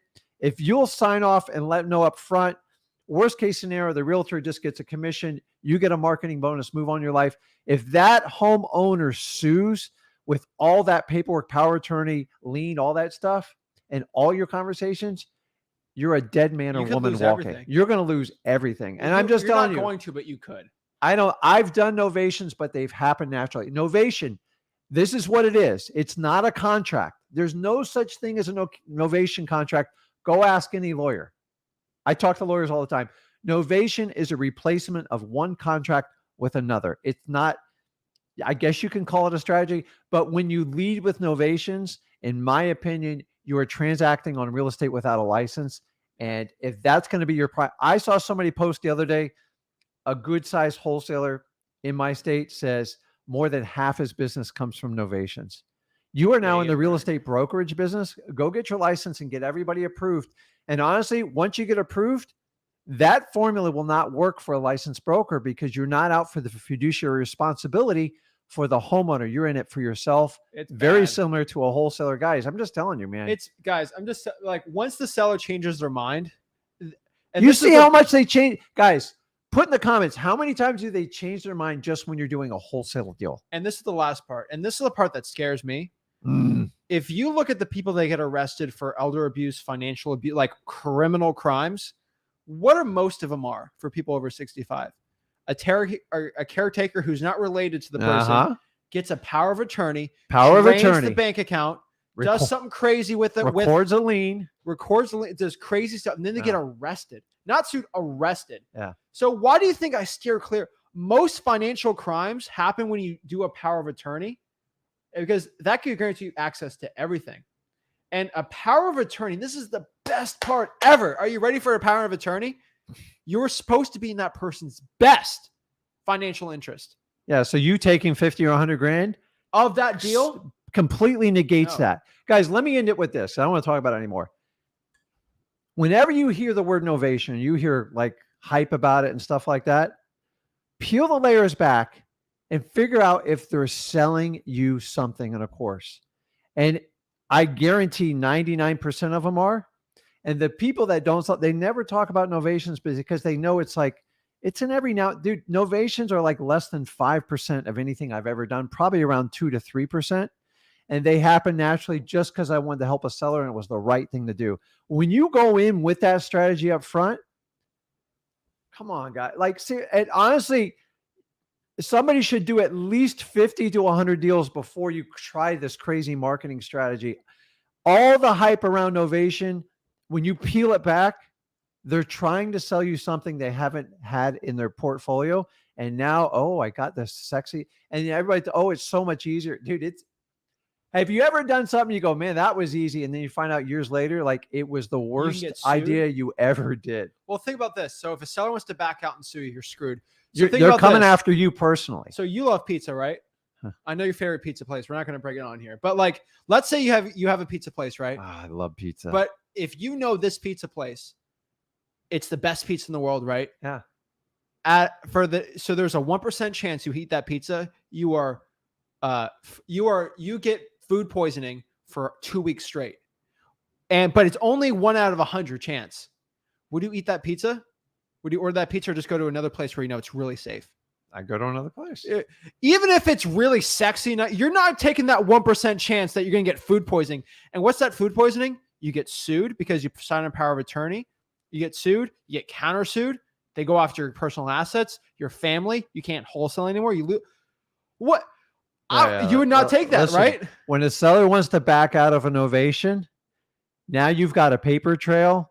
Like a lot. Don't eat the pizza. And there's so many people like, well, you signed a power of attorney. Dude, I'm here to tell you, dude, I've seen power of attorneys like challenge. And by the way, a power of attorney at a title company, they don't like them. Like you really got to prove it up and down, head to toe. So if you don't have a relationship and you enter in a power of attorney, the underwriters at the, not only the title company, but the insurance company, Old Republic, they're going to underwrite your power of attorney and they're going to question it because you don't have experience doing this stuff. Honestly, I don't ever enter into a power of attorney without the consent of a lawyer. Are you ready for this? Here's the last definition. I'm going to say this. This is the state of Florida. What is a breach of fiduciary duty? Under Florida law, a fiduciary, such as a trustee or individual power of attorney, is required to impartially, what does impartially mean? You're not going to profit off of it, right? It means you have to be completely neutral. Impartially based on what is fair and reasonable to all. You're not impartial when you're buying the deal yourself, okay? And you're making 100K. It's like now in wholesaling, as long as you're ethical and upfront, you can take that money and you can keep it legal. Unless you committed fraud or did a forgery or really hid something, that's your money fair and square. A novation, novations can come back to you, I think 7 to 10 years after the fact too. No, it's what is I don't know. Statute of limitations for a breach of the power of attorney. And what are you going to do? This is the last part. If you have kids and they're 20 years old and let's say you're 60, 65, and you're my power of, the son and daughter's power of attorney. They're my family. They love me. They trust me, right? You know, John right here, he just cold called me. He's going to be on this too. And I got like this, like a fortune or whatever. No, we're not going to know this random guy son of power of attorney, right? It's like, come on, guys. I'm here to tell you the title company and especially the underwriting insurance company like Old Republic and all of them, they're going to open your power of attorney up and they're going to call the person that signed it. They want to know if there's a lawyer. They want to see all the IDs. They want to talk to the notary. Title companies, they're very wary of power of attorneys. And don't tell me you're going to handpick your title company to get through it. I'm telling you, we have consenting people with power of attorneys and we have to go through so much paperwork to do it. I had a deal almost blow up because it was a old man who was selling his house. And he was like, I think 70. So, I went with the entire family because I was making a ton of money on it. And it was the guy didn't have any kids, but his adoptive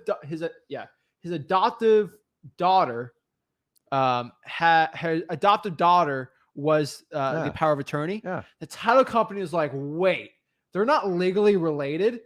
And this was a whole good investing. They pushed us so hard. I'm like, it's the lead. She's been adopted since like 3 years old. And like it was insane the amount of work on that. What do you think it's going to be when somebody they just met a week ago? I'm just telling guys, listen, you can do novations. There's people making money in it. but it doesn't mean you're not going to have problems. Yeah. And in my opinion, you're going to have a lot of problems. So like, and then if you guys watch one of these webinars or trainings, they will never discuss this stuff because No. the people that decided to go, listen, that's not my, like, that's not the niche of my business. And I don't want to go there. Guys, listen, I've been sued and I'm just telling you, a novation, if you have a chance to talk to a judge or a lawyer that's actually gone to court, dude, I've showed them like the novation stuff. They're just like, you've got to be kidding. Every novation conversation that you hear of results from somebody selling a course on it. I'm telling you. What did I just pop up? Read that. It's always a course. It's always a course. But like, listen, this is, unfortunately, it's one of the worst ideas to see it. And they're going to say, oh, Rick, you're just jealous because you're not making money doing it. I go, dude, talk to me in 5-10 years and tell me after you clear all the lawsuits how much money you made. Okay. I've done things that, like, if you don't understand it like head to toe and you haven't reviewed with a lawyer, don't do it, because you can't, what's the word?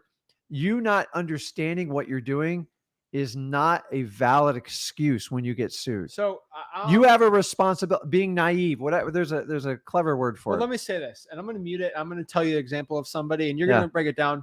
There was once don't say it, and it's not in Florida. It's outside of Florida. I'll try. You know, I have a lot of examples in my head of a wholesaler, real estate investor wholesaler. Okay. Yeah. A real estate investor wholesaler that did something that was technically okay, but he did it wrong to a point, and he lost everything and he couldn't wholesale anymore. You know what I'm talking about? Yes, I do. There's more than one, but the reason why we're so cautious with you is because some wholesalers do the wrong thing. It wiped out millions. They wipe off millions. Wiped out millions. So when I say about, you know what I'm talking about. Yeah, I got a short stint too. Jonathan, not who I'm talking about, but what I can tell you is there's wholesalers that go to jail, they do the wrong thing. Because they push. But a guru tells them it's the right thing and they go to jail. Guys, we say this from the bottom of our hearts. Do what's legal and right. Like, I don't want anyone going to jail for wholesaling. So avoid the novations. Okay. When you get in trouble or sued for a novation, your guru you spent $5,000 is not going to help you out. So, but just not going to help you because you can legally do them in paperwork. The problem is if you ever get challenged in court, you are 100%. You're not going to win. And a lawsuit costs money. Even if you get sued and you're in the right, it's going to cost you 15, 20 grand every time you get sued. And guys, here's the problem. Like, especially if you're, my biggest challenge with novations, like I kept my mouth shut a long time, is they're being pitched to people who have never done a deal before. And that's what scares me. How are you going to explain all this legal terminology to the seller? You're not. You're going to screw it up. And then if anything goes wrong, and there's a high probability, is you're going to be held accountable and they're going to leverage you with an attorney.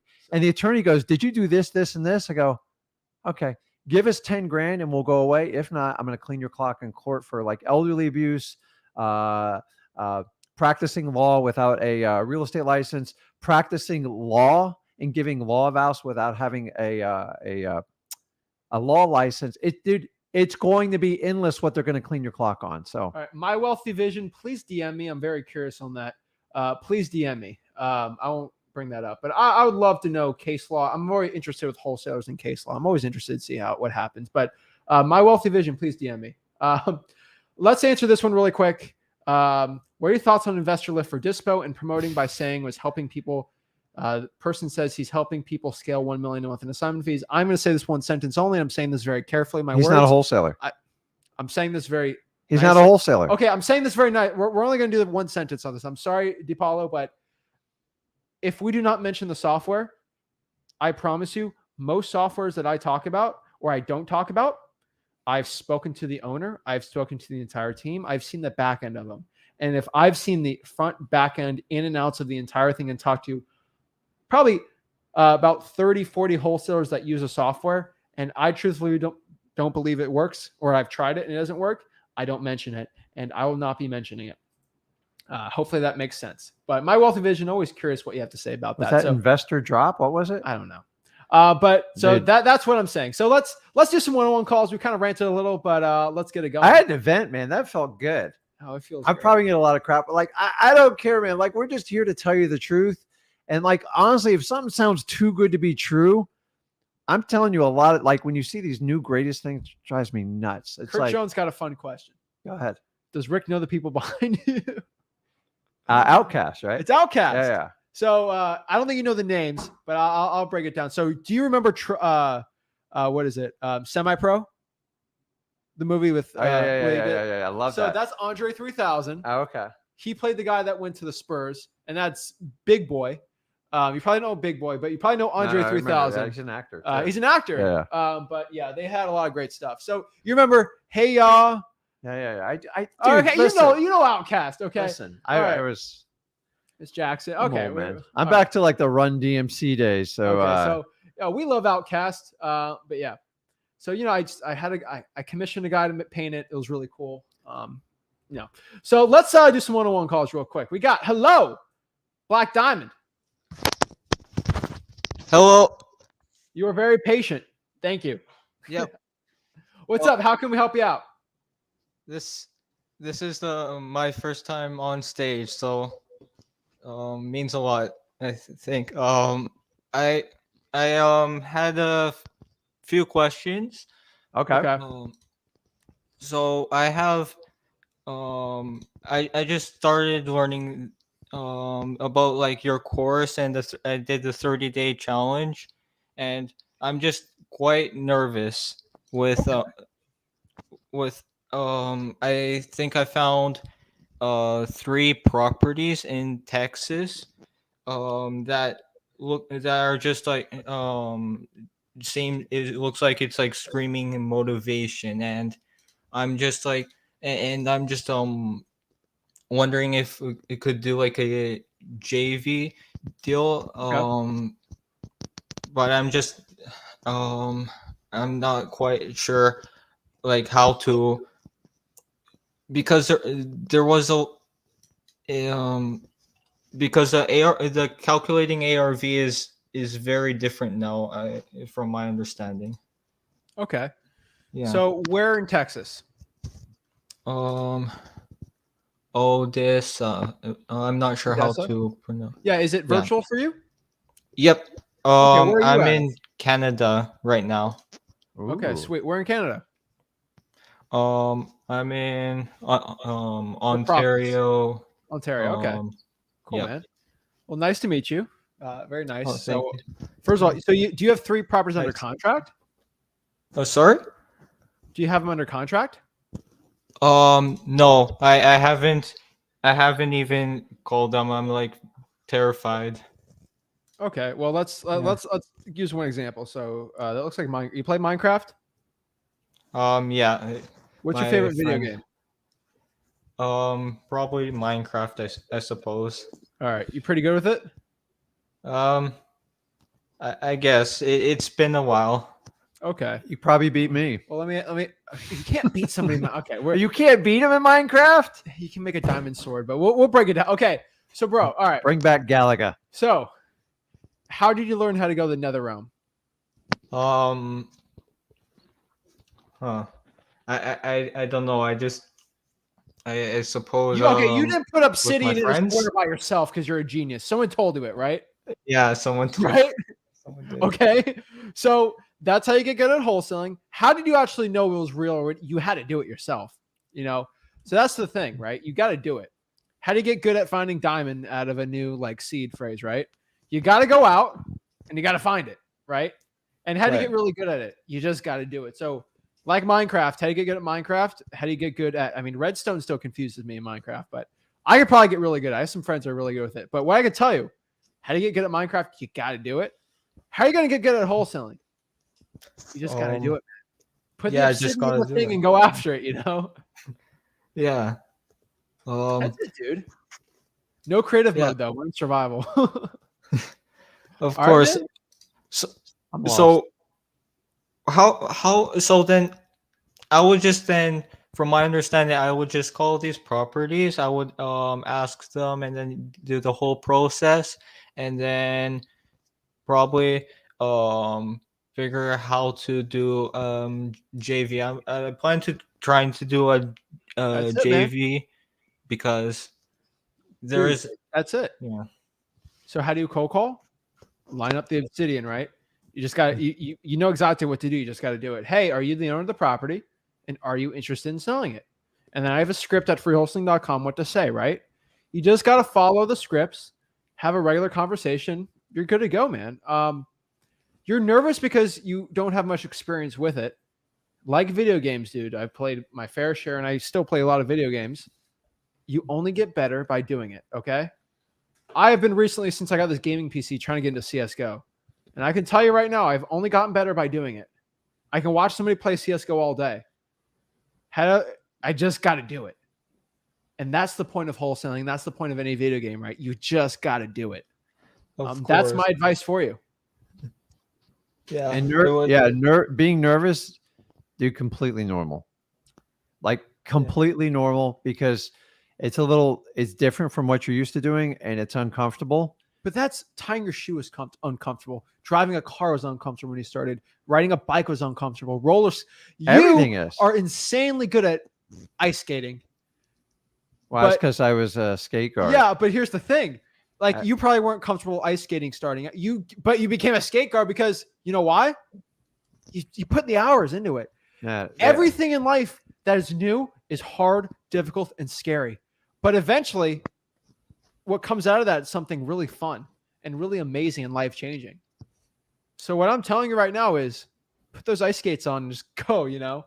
You might have to have the little rubber guard with you or whatever they call them. Or even the walker. But like eventually you're going to be fine. That's like a new age thing, by the way. We didn't get walkers. We just cracked our face open. Yeah, I'm not great at ice skating, so and now they wear helmets on the thing. He's Canadian and he's not good at ice skating. That's a problem. Dude, I played school. I thought you have to ice skate the school. I played hockey as a kid. I assumed everybody in Canada did. You guys are so good at it. Dude, we're making a joke. Like, we're not upset. Like, I'm just telling you, man. Like, you got to put in the work. And that's how you do it, man. I have never said, so Isaiah has about 2,000 hours in CSGO. I've never met somebody who's passed 2,000 hours in CSGO. That sucks. Okay. I've never found somebody that's put a bunch of hours into a video game and sucked at that video game. Yeah, I'm still trying to figure out fantasy football. But you know why? Why is somebody that's played video games for thousands of hours, which is fun. Hey, there's nothing wrong with that. Trust me. Why are they so good at it? Because they put in the hours. I didn't even know what a mock draft was. I know. But like, you practice fantasy football. I'm missing out here. But how are you going to get good at it, man? Doing it. So that's my heart of heart advice for you, man. It's just like anything in life. And don't take yourself too seriously. No. Nobody that I know has ever died wholesaling. My KD, you'll be fine. Was so bad in Call of Duty. Great to know. So bad. And it's gotten better. It's not as good. Listen, I was a brutal wholesaler when I started. I don't even know how people did the first 3 deals with me, but I got through it. He had issues too. We all stumbled, and like, it's the first time you try to catch a ball. Remember, let me ask you this. When you were a baby, you probably don't remember, and your parents kind of set you up that first time to walk, and you waddle and you fall flat. Your parents just go, okay, he's done. He's never going to make it. He ain't going to walk. He's done. Dude, you just keep going. He's a crawler. Honestly, if we could just get all parents in that mindset to encourage their kids and just give them more responsibilities and grow and understand the school system's only going to teach you so much, but you can't give up. So you have a belief of wholesaling. You just need the conviction. And that's the thing you're teetering on. A conviction is just I'm going to do whatever it has to be successful in wholesaling. And if you can have the conviction, those are the ones that take it to the end line. A belief, unfortunately, is not enough. It's just an idea. It's a thought. Okay. So conviction is like, what am I going to do? Am I going to make 1,000 phone calls to get this done, to get my first deal? Like what? And don't even set a limit, 10,000, whatever it is. And if you can make that decision internally, it's going to be awkward. It's going to be a little bit nerve-wracking. You'll get through it. I fumbled through my first 3 deals. Honestly, I wanted to quit after the first one because I don't even know how I did my first one. He was kind of the same way, and I sat back and let him make his own mistakes. He could have made a lot more money. I'm just got it. You got to put in the work. So that is my. And then listen, if you get a really good contract that we teach you, especially in that 30-day challenges, you can submit it, do a JV deal with us, and we'll help get you to the finish line. But you got to find strong motivation from your sellers, and they got to be good deals. That's the reality. We're not going to sugarcoat it for you. Yeah. And unfortunately, like, I can tell you a bunch of terms and how to get good, how to talk. Obviously, confidence is going to be super important. But like, unfortunately, sometimes you just got to get your teeth knocked in. And then you're like, because confidence comes from a lack of confidence comes from when you're not believing in what you say. Yeah. And truthfully, sometimes a lot of people are not confident because they're nervous. What's the worst thing someone to say? Dude, you play video games. You've been in group chats. Have you ever been in Xbox live chat in middle school, dude? There's nothing no one can say to me that I've not heard. You guys are brutal. You could say whatever you want to me. It's not going to phase me. So you're a doo-doo head. Ooh, you called me. You're a poopy head. Like, dude, okay. Like you don't know me. My mama thinks I'm cool. I don't care what you have to say. That's why when I get hate comments on YouTube, it's hilarious because all of it's love. Funny. But I'm like, my mama thinks I'm handsome. I don't care what you say about me. Yeah. And it's the truth. So, dude, it doesn't matter. Like, I'm telling you. Your mama jokes back in my day, they just ripped people to the core. But like, it's like, you gotta understand, it's the UFC without going into the ring. The most they're going to do is either hang up, maybe they end a contract with you or two. Remember in UFC, you go in and you're not prepared, you literally get your teeth smacked in. This ain't going to happen to you. I promise you. The worst ever is going to happen to you is someone's going to hang up on you. You'll live. I promise you. So get a little bit fearless. You've got to get the right attitude and go find that conviction. You can easily do this. Honestly, it's not that complicated. And the fact we teach you for free should boast your confidence that you can do this. That's it. Yeah. Well, thank you. It's a real honor to for you guys to have a course that is for free that I think it really helped a lot as well to go on this live. And from just hearing from you guys really helped me have my confidence, and I really hope it becomes like perpetual in the next deals. Yeah. So let's go to that CSGO example. You have 2,000 hours, you're going to be an expert. In a week, do you think you're going to put 1,000 hours in on video game? No, it's impossible, right? So don't expect next week you're going to be an expert, right? You're just putting those hours, you're going to get 10% better, right? So what I want you to do, this might be shocking for you, but I want to see if you want to do this. If you want to hop on every week and for 5 minutes, we're going to role play of how to talk to a seller. I promise you, in about 7-8 weeks, you're going to be like, oh my God, I got to talk to Zach. I already know what to do. Yeah. And it's going to be a no-brainer because you keep doing it. It's going to be like, oh, okay, we're going to do this, right? That's the thing, man. So like, I want to hop on next week with you and I want to talk, and you're going to get better every time. Okay. Is it also on Thursdays or Wednesdays, Thursdays, Fridays, Sundays, and Mondays if you are on the Zach Ginn and the Rick Zach Ginn YouTube channel. So go over there and subscribe, and we've made it more available because we get a lot of people on this one. So if you miss it, you can hop on one of those and you get a little bit more opportunity. And I hope to see you there. You got it, man.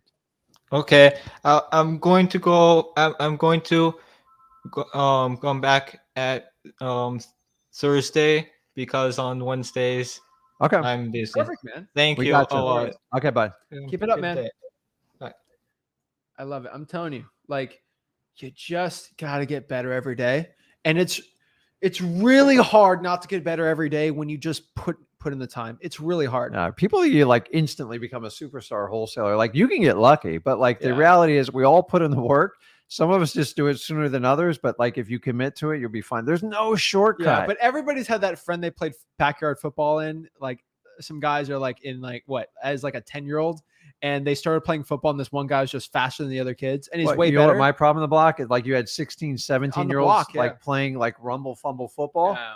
And I'm this like 12-year-old kid holding onto your leg. I'm like, I'm going to take you down. There was no rules back then. I don't think there was any parents around. So, Shaquila, what is up? Hi, how you doing? Great. How are you? I'm good. So I was cold calling today, and I just wanted to know what would I do about this objection. So I was talking to he was a landlord, and he brought up inflation. I was asking him if he was willing to sell, and he was like, well, what's your offer? And we did the volley method for a minute, and then I just gave him like a super low ball offer, right? And he was like, nope. First of all, he bought it for like $24,000, I think. So that was like, you would have made money from that, from the offer that I made.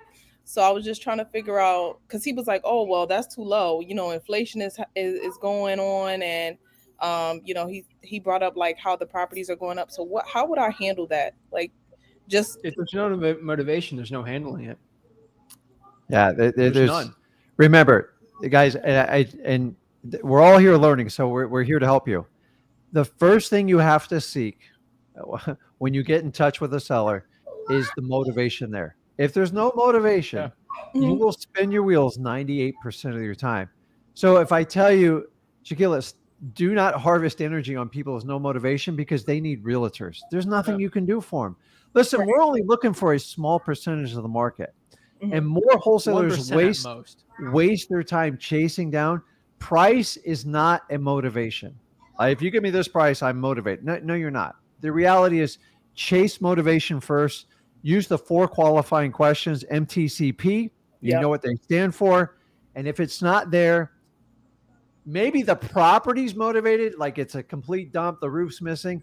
That's when you just recircle and put back in your file. Yeah. But if he's not motivated, the property's not motivated, honestly, That's the truth. I'm just going to throw it out the window to a point or give it to a realtor. Right.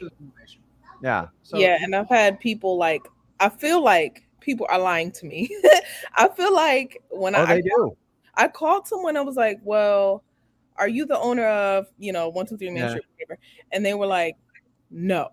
Like, your name is on the property taxes, and like, you know, this is the number I skip trace to your name. I know you're, Yeah.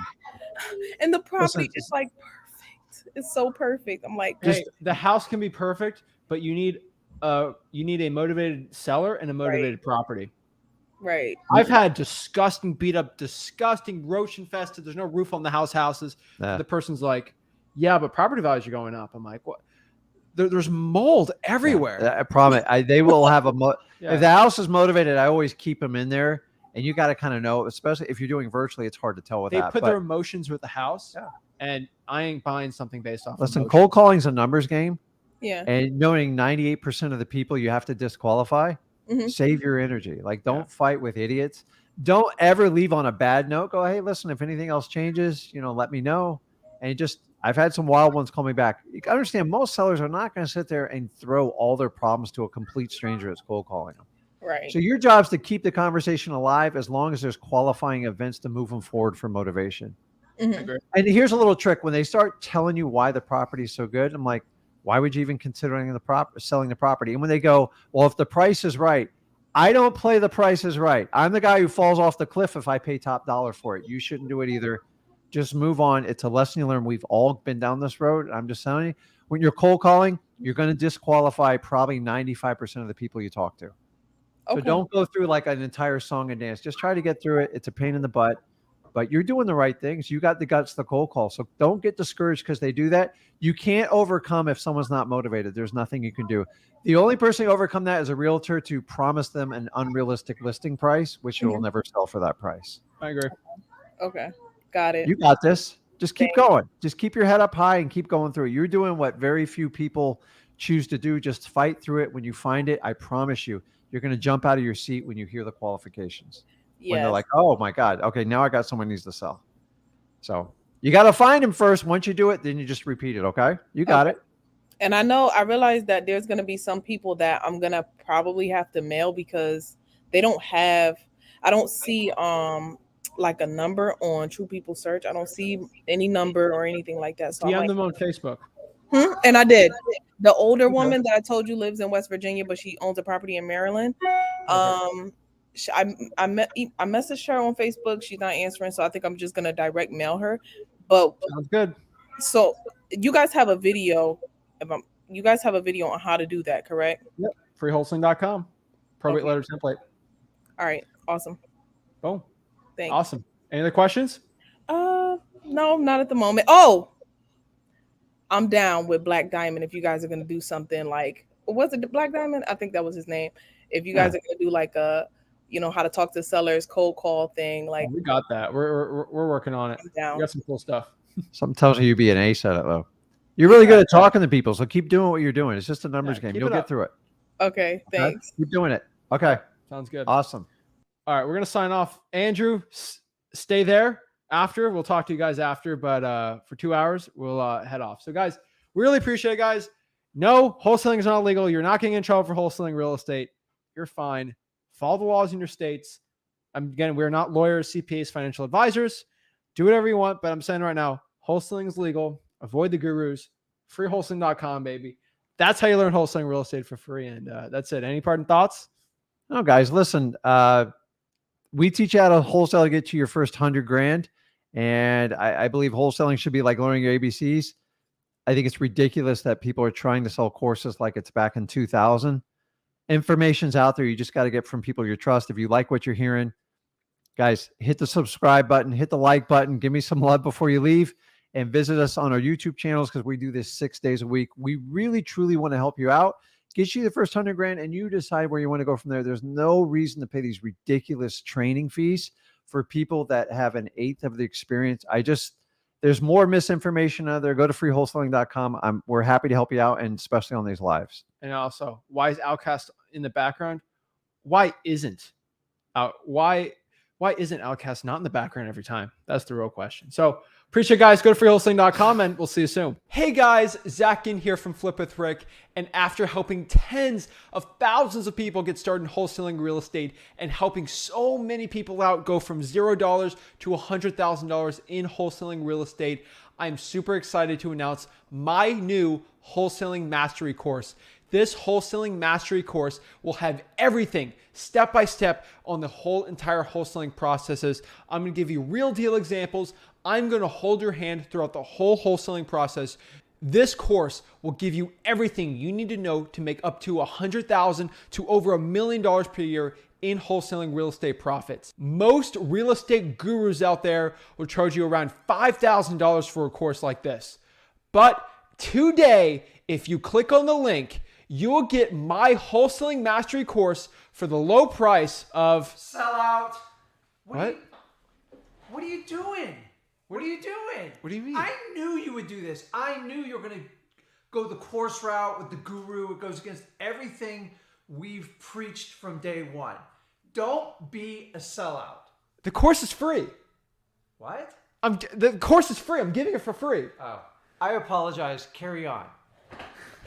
Jeez, okay. Sorry about that, guys. Yeah, duh. Do you think I'm going to go sell out as like a regular guru selling you a course? I'm not trying to make money off of you guys. Guys, over here, all you got to do is click there to just sign up. No gimmicks, nothing. Absolutely for free. It's a free wholesaling course. Literally, I've seen every single wholesaling course. I have access to all the 10,000 mentorships. Guys, I literally copied them step by step. I literally have an entire course set out just for you for wholesaling real estate. Click on that and let's get started.